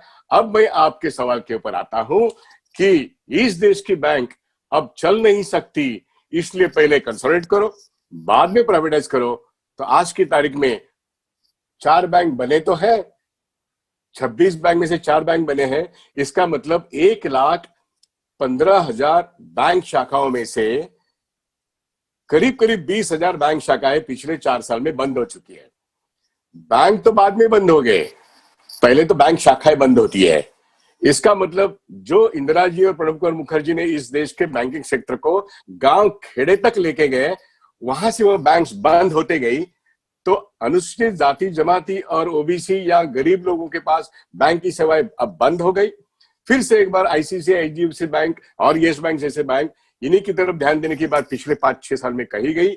और वही येस बैंक आपने देखा होगा, जैसे ग्लोबल ट्रस्ट बैंक 2006 में लुढ़क गई और ओबीसी बैंक ने ले ली, उसी प्रकार येस बैंक में आईएलएफएस नाम का एक बहुत बड़ा नॉन बैंकिंग फाइनेंशियल कंपनी, जिसमें इस देश के प्रधान सेवक और बहुत सारी मंत्रियों के लोग प्रोजेक्ट्स उस आईएलएफएस में है, जहां पे वाधवा जैसे लोगों के पैसा लगा हुआ है। डीएचएफएल जैसे एचडीआईएल, डीएचएफएल, आईएलएफ्स, ये सारे नॉन बैंकिंग फाइनेंशियल कंपनी है। इनको बैंकों से पैसा दिया गया और उनके जरिए रियलिटी सेक्टर को पैसा दिया गया। वो करीब करीब 9 लाख करोड़ डूब गया है। आज आईएलएफएस का 1 लाख करोड़ से भी ज्यादा बैड डेट्स है, सिर्फ आईएलएफएस का। डीएचएफएल का भी करीब उतना है। तो ये सारे अकाउंट येस बैंक में थे, इसलिए येस बैंक डूबने की कगार पर आई। उसको उन्होंने बचाया, लेकिन पंजाब एंड महाराष्ट्र बैंक को बचाने के लिए आज केंद्र सरकार तैयार नहीं है, क्योंकि कोऑपरेटिव को मारने का एक बहुत बड़ा उन्होंने गेम बनाया है। अभी जो ऑर्डिनेंस लॉ बन गया है, पहले ही दिन निर्मला सीतारमण ने जो बैंकिंग रेगुलेशन एक्ट 1949 को अमेंड किया है। मैं ये कह रहा हूं, महाविकास आघाड़ी को एक बहुत बड़ा खतरा है, क्योंकि कांग्रेस और राष्ट्रवादी का जो पूरा बेस है महाराष्ट्र का, वो है सहकार क्षेत्र, जिसका मतलब कोऑपरेशन। सहकार क्षेत्र के जो बैंक है, मल्टी स्टेट कोऑपरेटिव बैंक, जिसमें पीएमसी आता था, बाकी के भी बैंक है, वो उन बैंकों के बारे में हमें ये देख रहेंगे कि रिजर्व बैंक ऑफ इंडिया उसका सुपरविजन करेगा, रिजर्व बैंक ऑफ इंडिया उसका रेगुलेशन करेगा। मतलब इन बैंकों में स्टेट गवर्नमेंट का कोई रोल नहीं रहेगा। महाराष्ट्र गवर्नमेंट आज इस पूरे देश भर में ज्यादा से ज्यादा कोऑपरेटिव सेक्टर को सपोर्ट करता है, पिछले 1960 के बाद खास करके। और अब हम देखते हैं उनके महाराष्ट्र सरकार के हाथ से अगले 1.5 साल में शायद या 2 साल में ये सहकार क्षेत्र का, जिसको कहते हैं श्रिंक हो जाएगा, श्रिंक। तो एक बहुत बड़ा हमला है। सहकार क्षेत्र को निजीकरण करो, इसलिए आरबीआई को पावर्स दिए गए हैं। और सहकार क्षेत्र में कांग्रेस और राष्ट्रवादी कांग्रेस का जड़े हैं, तो जड़ से इनको निकालो। ये एक बहुत बड़ी साजिश है और ये मेरा कहना है।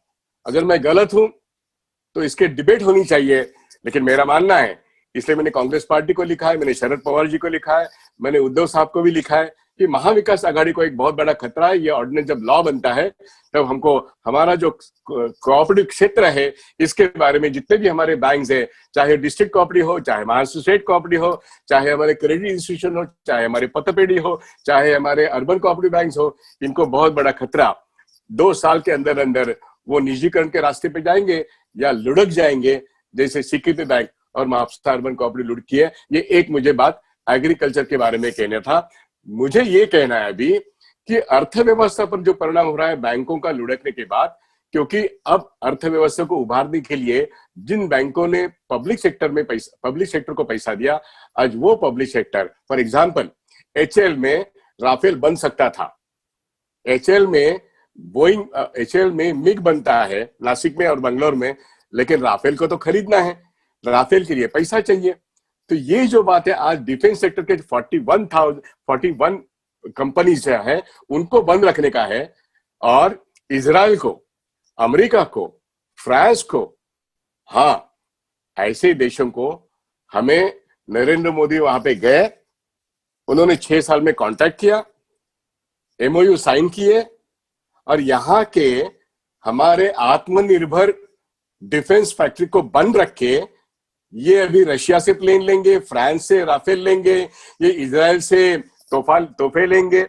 और बोफोर्स के बारे में इतना चिल्लाने वाली ये भारतीय जनता पार्टी आज राफेल का घोटाला राहुल गांधी जी ने जिस ढंग से इस देश के सामने रखा है, इस देश के सामने राहुल गांधी ने जिस ढंग से राफेल की जो चोरी है, इस देश ने जो एक बहुत बड़ा घोटाला किया है वो जो रखा है, इसलिए हम ये देख सकते हैं कि एचएल को मारना, राफेल के लिए देश का पैसा बर्बाद करना और कहीं ना कहीं ये जो डील्स है इसको देश का कोई फायदा नहीं है।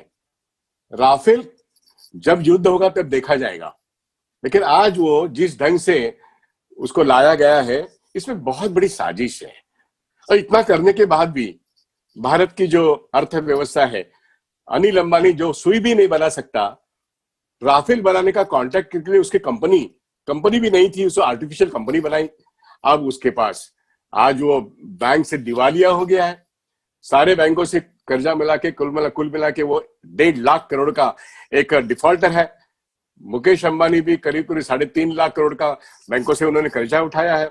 लेकिन ऐसे लोगों के पास ये सारे पब्लिक सेक्टर को बेचने के लिए इन्हीं लोगों को, वही अदानी, वही मुकेश अंबानी, वही अनिल अंबानी, इन्हीं लोगों का चयन होता है।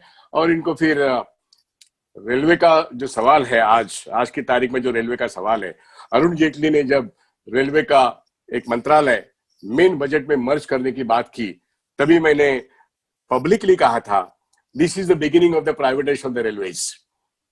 2 बजट जब मिक्सअप होते हैं तो मैंने पब्लिकली कहा था कि अब रेल को बेचना, रेलवे का प्राइवेटाइजेशन करना शुरू हो गया है। शुरू तो वैसे थोड़े पहले भी हुआ था, लेकिन उस वक्त से पीयूष गोयल तो बाद में आए। अब वो आज की तारीख में 550 प्लेटफॉर्म को टेंडर किया गया है, करीब 170 रेलवे ट्रैक को निजीकरण कर दिया गया है। अब आपने कहा हाँ, अदानी को मुंबई का एयरपोर्ट भी दिया गया है, ये सारी चीजें सस्ते में दे रही है। और दिल्ली का रेलवे स्टेशन भी दिया है, अदानी को तो 8 में से 6 एयरपोर्ट दिए हैं। तो ये सब जब बातें हैं तो ये मनमोहन सिंह के वक्त में यूपी 1 और यूपी 2 के वक्त में यही पार्टी जो बोल रही थी बीजेपी, ये क्रोनी कैपिटलिज्म है। वो क्रोनी कैपिटलिज्म बोलने वाले आज क्या कर रहे हैं साथियों, मैं सीधी ढंग से बोल रहा हूं कि ये क्रोनी कैपिटलिज्म के आगे जाके ये सिर्फ करप्शन की बात नहीं है। मनमोहन सिंह के खिलाफ करप्शन का एक भी मुद्दा सिद्ध नहीं हुआ है, एक भी नहीं, सिर्फ हवा में बातें, सिर्फ आरोप।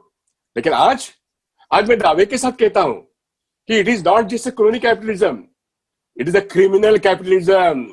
क्योंकि चुने हुए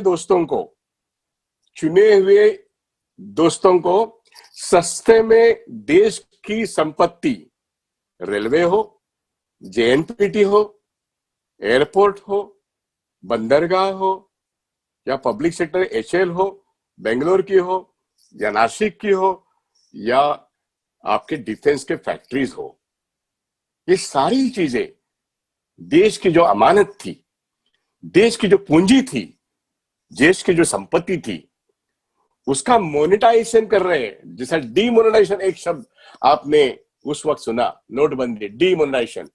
अब उनका शब्द यह है कि we are monetising the assets of the public sector companies. मतलब हम इसकी मूल्यांकन करते हैं, हम इसकी वैल्यूएशन करते हैं और हम इसको अच्छी तरीके से चलाने के लिए बेचते हैं, ताकि हमारा जो फिस्कल डेफिसिट है, मतलब जिसको हम कहते हैं कि जो घाटा हुआ है बजट में, वो घाटा करीब मैं समझता हूँ 4.5% के हिसाब से अगर आप फिस्कल डेफिसिट भारतवर्ष का जो फरवरी का अगर देखते हैं, वो करीब 9 लाख करोड़ का है।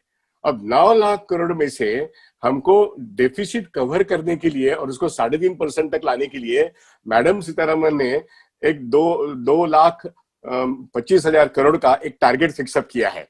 उसमें से बैंकों को बेचकर करीब करीब 80,000 करोड़ जमा करना है, LIC का इनिशियल पब्लिक ऑफर निकाल के 90,000 करोड़ जमा करना है, और कुछ चीजें बेचकर 225 लाख करोड़ का फिस्कल डेफिसिट पूरा करना है।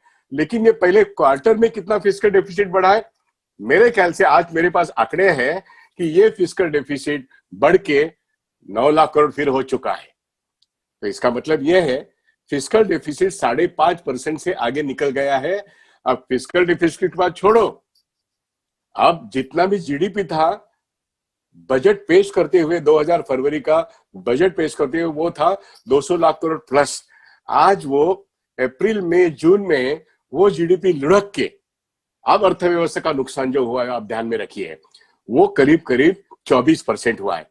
मतलब मान लो हिसाब के लिए 50 लाख करोड़ का जीडीपी, जो जीडीपी मनमोहन सिंह के वक्त लगातार 9% तक बढ़ता गया, इंटरनेशनल फाइनेंशियल क्राइसिस के बावजूद बढ़ता गया 2008 से लेकर 2014 तक, वो अब लुढ़क रहा है। इसलिए मैंने आपको मेरे भाषण की शुरुआत में कहा, क्या आत्मनिर्भर थे हम, अब वहां से हम लुढ़क के अब ये भाषा हमको सुनने मिलती है नरेंद्र मोदी की, हम आत्मनिर्भर बनने के लिए ये सब बेच रहे हैं। और ये तो आप भंगार में बेच रहे हो देश की आत्मनिर्भर व्यवस्था को, इसकी शर्म नहीं आती आपको? इसलिए हमें यह सोचना है कि बैंक देश के जनता की संपत्ति है, वो किसी एक सरकार की नहीं होती है। रेलवे देश की संपत्ति है, JNPT देश की संपत्ति है, कोयला खाने, माइनिंग, ये सारी देश की संपत्ति है। अब इस संपत्ति का मोनेटाइजेशन किया जा रहा है, वैल्यूएशन करा के उसका मोनेटाइजेशन करके सस्ते में सस्ते अपने दोस्तों को बेचा जा रहा है। Does it not mean A fixing? ये फ्रॉड है इकोनॉमी में। क्या सिर्फ आपको 5 या 6 या 10 लोग ही दिखते जिनको इस देश के पब्लिक सेक्टर में डाइवेस्टमेंट को हो या डिसइन्वेस्टमेंट को हो, चाहे मार्केट मैकेनिज्म को हो या टेंडर नोटिस के निकाल के आप उनको ये बेचे हो? ये फ्रॉड नहीं है? इस तरीके से कभी भी, और इसके ऊपर कैग रिपोर्ट किधर है? इस चीज पर इस देश में 6 साल में कैग रिपोर्ट किधर है? और कैग रिपोर्ट में कहीं भी कमेंट नहीं है। इस देश का CBC बंद है। इस देश का CBC और CBI अभी वो अपने विरोधियों के खिलाफ काम करने के लिए लगाया गया है। इस देश में जितने भी सुप्रीम कोर्ट में आप देख रहे हो क्या चल रहा है, CBI क्या कर रही है, ED क्या कर रही है, इतना बड़ा क्रोनी कैपिटलिज्म छोड़ो, क्रिमिनल कैपिटलिज्म इन ऑपरेशन है।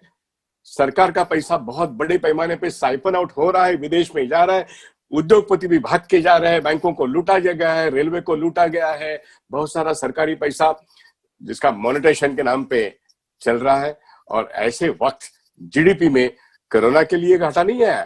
कोरोना के पहले जो बजट में कहा गया था 5.8% हमारा जीडीपी है, RBI ने कहा नहीं, वो 4.5% है। हमारे सेंट्रल स्टैटिस्टिकल ऑर्गेनाइजेशन के प्रणब सेन जी, उन्होंने कहा नो, इट इज 3.5%। हमारी जवाहरलाल नेहरू यूनिवर्सिटी के प्रोफेसर जिन्होंने कहा, अरुण जी, जिन्होंने कहा कि नो, इट इज 2%।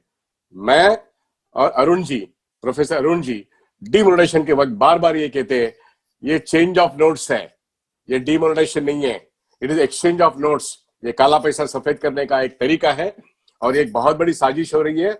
और रिजर्व बैंक ऑफ इंडिया में से 4 लाख निकालने की बात आज जो हो गई ना, रिजर्व बैंक ऑफ इंडिया में से, वो उस वक्त डिमोनेटाइजेशन के वक्त 4 लाख तो कम से कम हमको रखना है बाजू में, ये बात चल रही थी। कैशलेस होने के बदौलत 4 लाख निकालना तय हुआ था, लेकिन पैसा एक्स्ट्रा आ गया, कोऑपरेटिव बैंकों में से तो सारा पैसा आया ही नहीं है। ये सब घोटाले अब हम जाके देखते हैं कि रिजर्व बैंक ऑफ इंडिया को बजट के बाद करीब करीब 4 लाख करोड़ उनको चाहिए थे, उर्जित पटेल जी ने नहीं दिया, इसलिए उनको जाना पड़ा। शक्तिदास आए। डिमोनेटाइजेशन के वक्त मैंने आप सबकी तरफ से कहा था कि डिमोनेटाइजेशन में शक्तिकांत दास वहां पे फाइनेंस सेक्रेटरी थी, उर्जित पटेल यहाँ पे गवर्नर थे।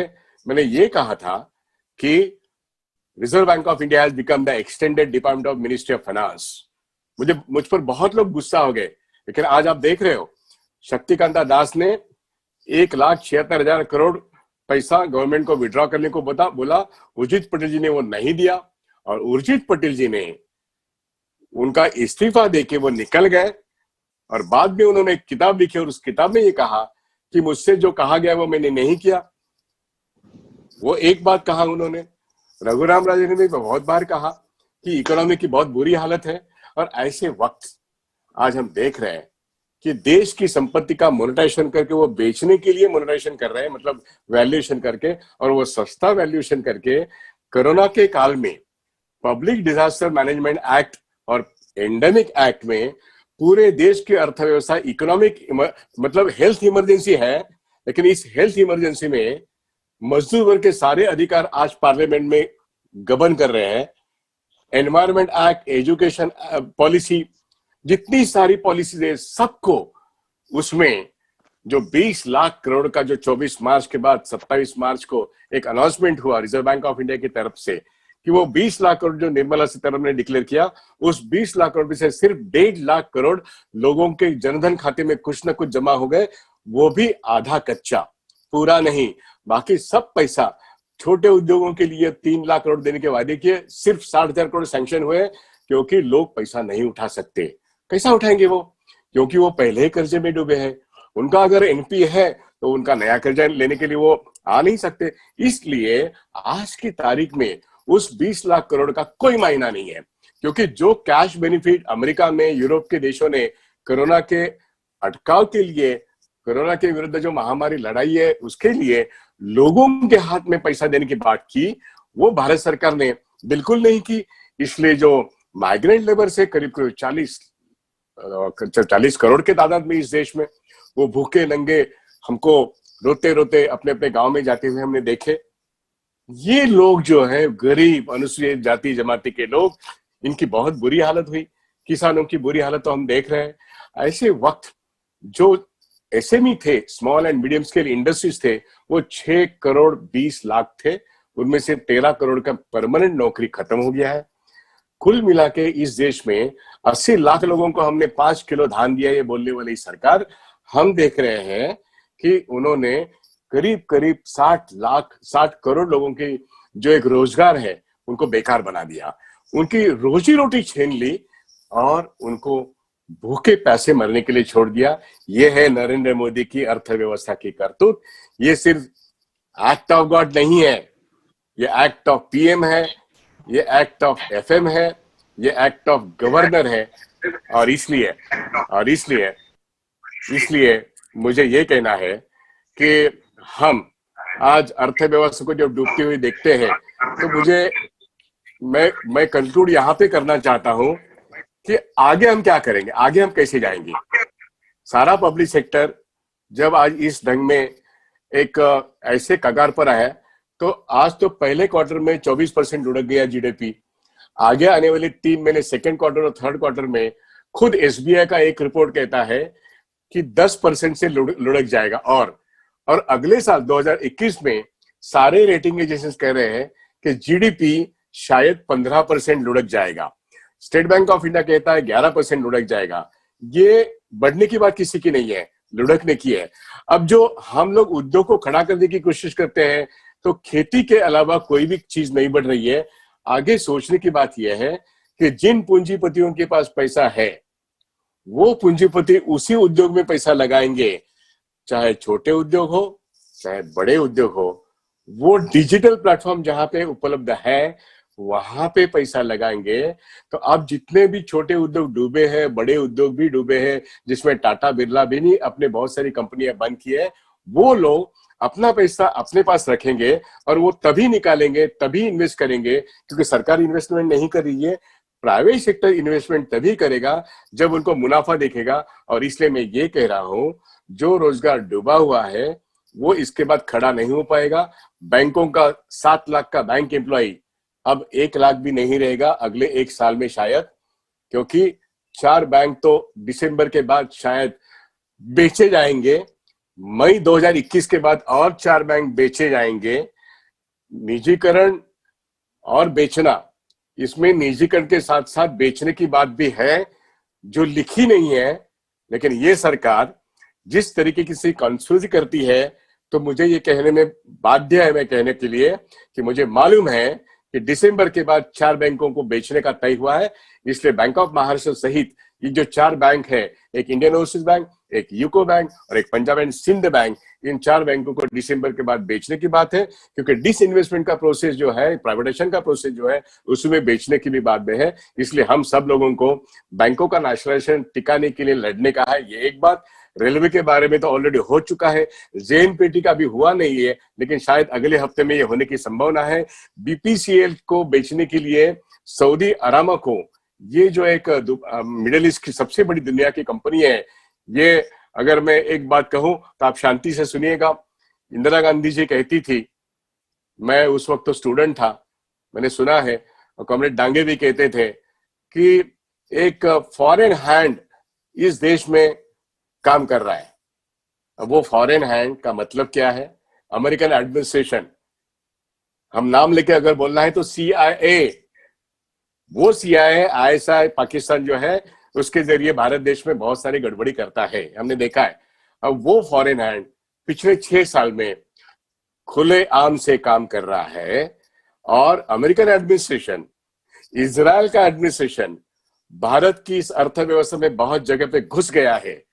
चाहे वो विवेकानंद इंस्टीट्यूट हो, चाहे बहुत सारे RSS के इंस्टीट्यूट हो, यहाँ पे इजराइल के लोग, अमेरिका के लोग, बहुत सारे ऐसे लोग हैं जो फॉरेन हैंड बहुत बड़े पैमाने पे है, और इस देश के अर्थव्यवस्था में उसको पूरा निजी स्वरूप देने के लिए, जिसको फाइनेंस कैपिटल का एक बड़ा मॉडल बनाने के लिए वो कार्यरत है, जिसमें भारतीय संविधान को भी खतरा है, भारतीय डेमोक्रेसी को भी खतरा है।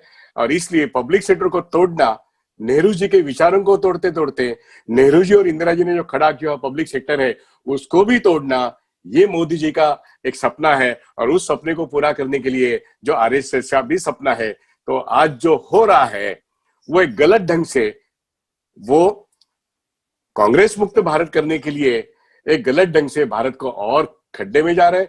इट इज pre-69 या pre-47 भारत की अर्थव्यवस्था बनाना, ये अगर RSS का अगर ये है मंशा है, तो हमको चौकन्ना रहना पड़ेगा। और बहुत बड़ी तादाद में मजदूर, किसान, खेती खलिहान में काम करने वाले लोग, मिडिल क्लास, अनुसूचित जाति जमाती, जिनकी रिजर्वेशन पूरा निजीकरण होता है तो इनकी सारी रिजर्वेशन खत्म हो जाएगी। हम इसके रिजर्वेशन के साथ, क्योंकि डॉक्टर बाबा साहेब अम्बेडकर का संविधान जो है, उस संविधान का संरक्षण करना, डेमोक्रेटिक राइट्स का संरक्षण करना, ये जो हमने जिम्मेदारी उठाई है, इस जिम्मेदारी को निभाना है, तो हमें इस क्रिमिनल कैपिटलिज्म को रोकना पड़ेगा। और क्रिमिनल कैपिटलिज्म जो है, जिसका हर एक अकाउंटिंग हम कर सकते हैं, राइट टू इंफॉर्मेशन में चाहे वो मिले या ना मिले, हमारी आंखों से हम देख सकते हैं पैसे की चोरी कहां पर हो रही है। जनता के पैसे की चोरी हो रही है, बैंकों को बेचा जा रहा है। मतलब जनता का पैसा जो बैंकों में 138 लाख करोड़ है, उसकी चोरी करके चोरों को फिर संरक्षण देके उन्हीं के हाथों बैंकों को बेचा जा रहा है। इसलिए हमको इसका विरोध करना है। रेलवे भी अब गौतम अडानी की रेलवे बन गई है, या और किसी लोगों की रेलवे हो सकती है। जितना सारा पब्लिक सेक्टर है, उसको बारी बारी से जल्द बेचना, ये जो प्रोग्राम है। इसलिए साथियों, डूबती हुई अर्थव्यवस्था, ये पिछले 6 महीने में अगर वो 24% लुढ़क गई है, बढ़ने की संभावना छोड़ो, तो 2021 के दिसंबर तक, मैंने ये कहा था 1930 का ग्रेट डिप्रेशन, 2008 का ग्रेट डिप्रेशन, इन दोनों में रोजगार बढ़ाने की बात होती थी। लेकिन आज 2020 का ग्रेट डिप्रेशन जो है, वो मनुष्य निर्मित है, कोरोना का निर्मित है, लेकिन बहुत सारे लोग उसमें से बाहर निकल सकते हैं। लेकिन भारत देश में जो ग्रेट डिप्रेशन है, वो यहाँ पे पूंजीपति अपना पैसा निकालेंगे नहीं, पब्लिक सेक्टर को सस्ते में खरीद कर वो उनका पैसा बाद में डिजिटल टेक्नोलॉजी में लगाएंगे, और वो जिसको कहते हैं कि फोर्थ इंडस्ट्रियल रेवोल्यूशन, जिसमें टेक्नोलॉजी के जरिए ही उत्पादन होगा, टेक्नोलॉजी के जरिए ही बैंक चलेंगे, इंश्योरेंस कंपनियां चलेंगी, मार्केट चलेगा, उत्पादन भी होगा। तो टेक्नोलॉजी में आदमी की जरूरत नहीं है। इसलिए ग्रेट डिप्रेशन में, इसके पहले 2008 या 1930 रोजगार भी बढ़े, लेकिन 2020 के बाद रोजगार बढ़ना संभव नहीं है। खेती में रोजगार है, लेकिन वो भी अभी 3 ऑर्डिनेंस का जो लॉ बना है तो खेती का रोजगार भी उसका कारपोरेशन हो गया है। तो इसलिए इस देश की जनता को 1947 के पहले वाली जो ब्रिटिश कॉलोनीज थी उस जमाने तक उस अर्थव्यवस्था की इस देश की मोदी सरकार ने लेके गए हैं। तो हम कितनी बार कहें मोदी सरकार मुर्दाबाद। इसलिए हमको लड़ना है और कांग्रेस पार्टी को इस डूबती हुई अर्थव्यवस्था के बाद आगे सत्ता से मोदी सरकार को हटाना पड़ेगा और फिर इस अर्थव्यवस्था को उभारने के लिए कहीं ना कहीं एक, जैसे राहुल गांधी कहते हैं, उनकी पॉलिसी मुझे तो लगती है सेंटर और सेंटर लेफ्ट है। सेंटर और सेंटर लेफ्ट ये इंदिरा जी की पॉलिसी थी, सेंटर और सेंटर लेफ्ट ये नेहरू जी की पॉलिसी थी।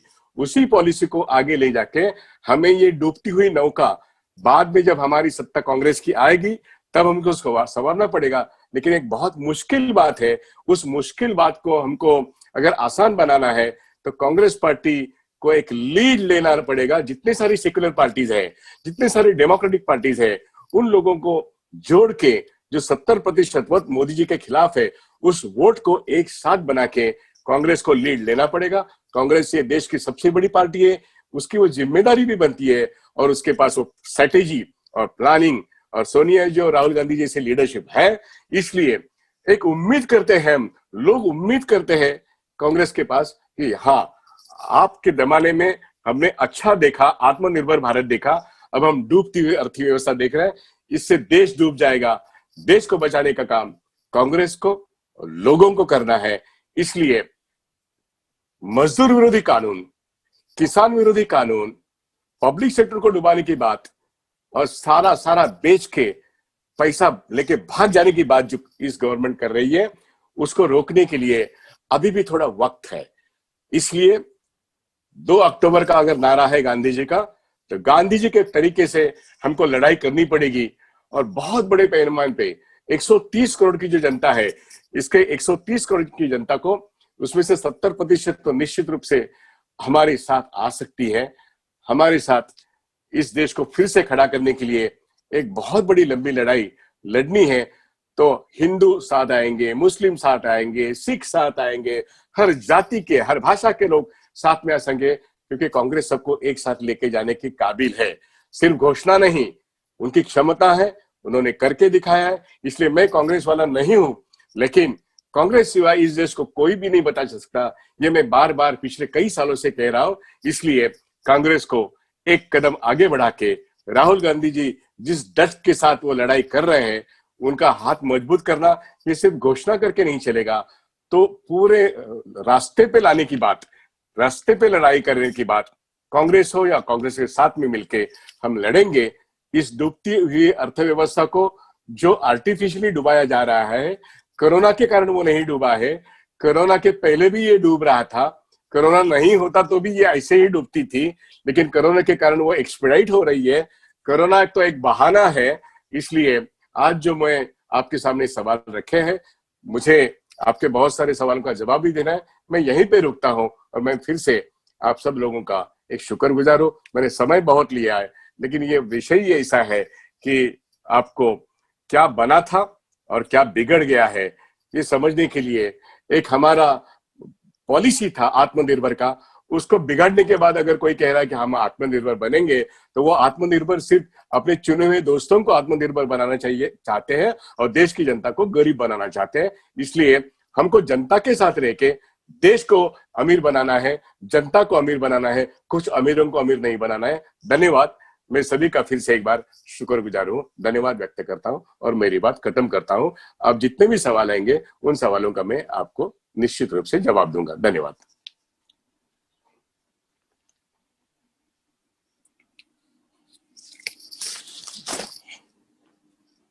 उडगे जी, हाँ, या, हाँ, येस, मी जास्त वेळ घेतला ना? हेलो, हाँ बोलिए। बैंक है, एसटी की बैंक है, मंत्रालय कर्मचारी की बैंक है, बीएमसी की बैंक है, तो ऐसी काफी बैंक है, उनके ऊपर क्या असर है, उनके ऊपर क्या असर? हाँ, ये जो कोऑपरेटिव सेक्टर की जो मैं बात कर रहा था, इसके बारे में ये शायद सवाल है। तो एम्प्लॉयज की जो बैंक्स है, उसका साइज जो है निश्चित रूप से वो अर्बन कोऑपरेटिव बैंक से भी छोटा होता है। तो जितनी बार सारी क्रेडिट सोसाइटीज है, पतपेढ़ियां है, इनका इनका रेगुलेशन आज की तारीख में रिजर्व बैंक ऑफ इंडिया नहीं करती है। अर्बन कोऑपरेटिव बैंक और मल्टी स्टेट कोऑपरेटिव बैंक का रेगुलेशन और supervision reserve bank of India के पास आया है, लेकिन पतपेढ़िया क्रेडिट सोसाइटी जो है इनका रेगुलेशन उनके पास नहीं है।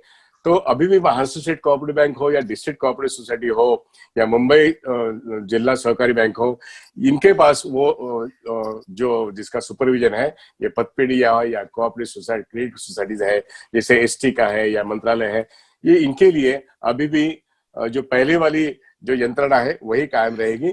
लेकिन जब बड़ी नैया डूबती है पब्लिक सेक्टर, प्राइवेट सेक्टर और अर्बन बैंक्स, जैसे मैंने कहा कि कुछ दिनों के बाद शायद सारस्वत बैंक आपको निजी बैंक दिखाई देगी, तो फिर अपने अपने धंधे में जो जैसे बैंक एम्प्लॉयज के कोऑपरेटिव बैंक्स होते हैं, बीमा बैंक है, मंत्रालय बैंक है, म्युनिसिपैलिटी की बैंक है, तो इनके बारे में कहीं ना कहीं आरबीआई का रिस्ट्रिक्शन और भी तगड़ा होता जाएगा।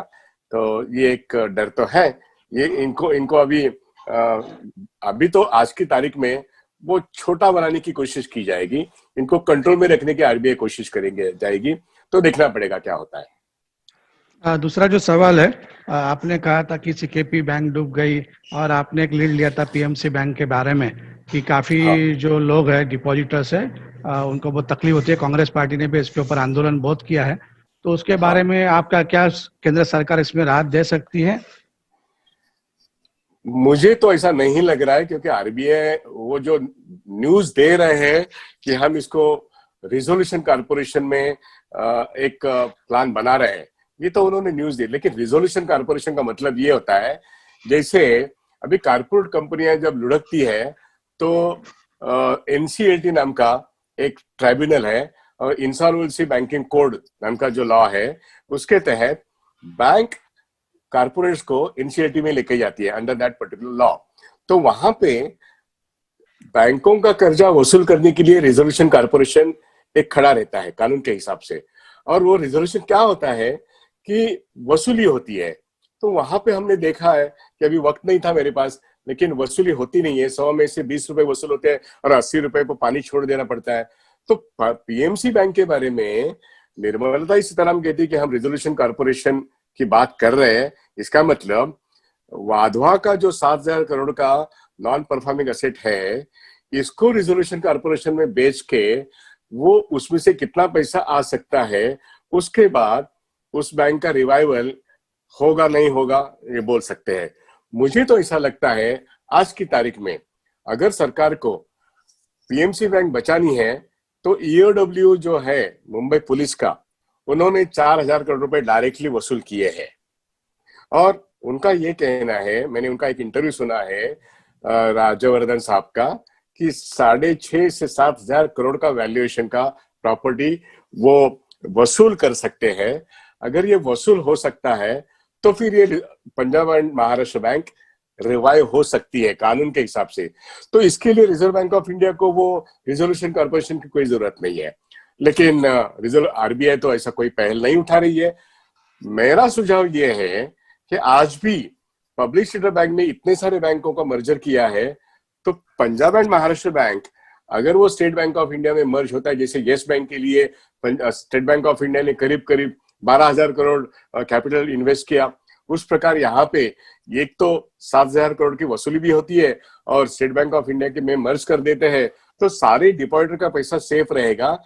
पंजाब एंड महाराष्ट्र बैंक इसके बाद चलने के काबिल नहीं रहेगी रिजोल्यूशन कॉर्पोरेशन लाने के बाद भी, ये मेरा सोचना है। क्योंकि एक बार बैंक रिजोल्यूशन कॉर्पोरेशन के बाद अगर चलने लगती तो लोग फिर से पैसा निकाल देंगे और ये बैंक चलेगी नहीं। कोऑपरेटिव सेक्टर में एक बार ये बैंक बदनामी आने के बाद फिर से रिवाइव होना मुश्किल है, उसका कंट्रोल कौन करेगा ये भी मुश्किल है। इसलिए उसका मर्जर के माध्यम से, मान लो स्टेट बैंक ऑफ इंडिया हो या बैंक ऑफ बड़ौदा हो, इनको मर्जर के माध्यम से पंजाब एंड महाराष्ट्र को उसके डिपॉजिटर्स को सेव किया जा सकता है डे 1 से, मतलब 23 सितंबर 2019 से लेके अब 27 सितंबर एक साल होने को आया। मेरा यही कहना है, इसी तरीके से पंजाब एंड महाराष्ट्र के डिपॉजिटर को बचाया जा सकता है। रिजर्व बैंक ऑफ इंडिया मेरे ख्याल से बहुत गलत काम उन्होंने किए हैं और इसके आगे भी उनकी मंशा इस बैंक का रिवाइवल करने की नहीं है, इसलिए ये मेरा सुझाव है। धन्यवाद उडगी जी, आज आपने समय देकर बैंक और पीएसयू के बारे में अच्छा प्रबोधन हमारा किया है। हमारी मंत्री वर्षाताई गायकवाड़, हमारे दूसरे मंत्री असलम शेख जी, दोनों भी काफी समय निकालकर हमारे सामने लोगों को प्रबोधन करने का काम किया है। हमारी जो मुंबई कांग्रेस की सोशल मीडिया टीम है, जिनके चेयरमैन आशीष जोशी और रुद्रेश कोल जी कोऑर्डिनेटर है, उनका पूरा सहयोग इसमें मिला है, मीडिया सोशल मीडिया डिपार्टमेंट का। हमारे सभी जिला अध्यक्ष, हमारे ट्रेनिंग डिपार्टमेंट के सभी डिस्ट्रिक्ट और ट्रेनिंग कोऑर्डिनेटर, सभी ब्लॉक अध्यक्ष, मुंबई कांग्रेस के सभी पदाधिकारी और फ्रंटल जो यूथ कांग्रेस, महिला कांग्रेस, एनएसयूआई, सेवा दल और जो हमारे डिपार्टमेंट है SC, ST, OBC, minority department, सभी सेल, सभी कार्यकर्ता प्रमुखों ने जो इसमें सहभाग दिया है। और ये कल्पना ये वेबिनार की हमारे मुंबई कांग्रेस के अध्यक्ष सम्माननीय एकनाथराव जी गायकवाड़ की थी, और आप सभी आए, सभी ने पार्टिसिपेशन इसमें किया और योगदान दिया। इसके लिए मैं मुंबई कांग्रेस की ओर से सभी को धन्यवाद देता हूँ और यही वेबिनार खत्म हुआ ऐसा जाहिर करता हूँ। धन्यवाद, धन्यवाद, थैंक यू सो मच।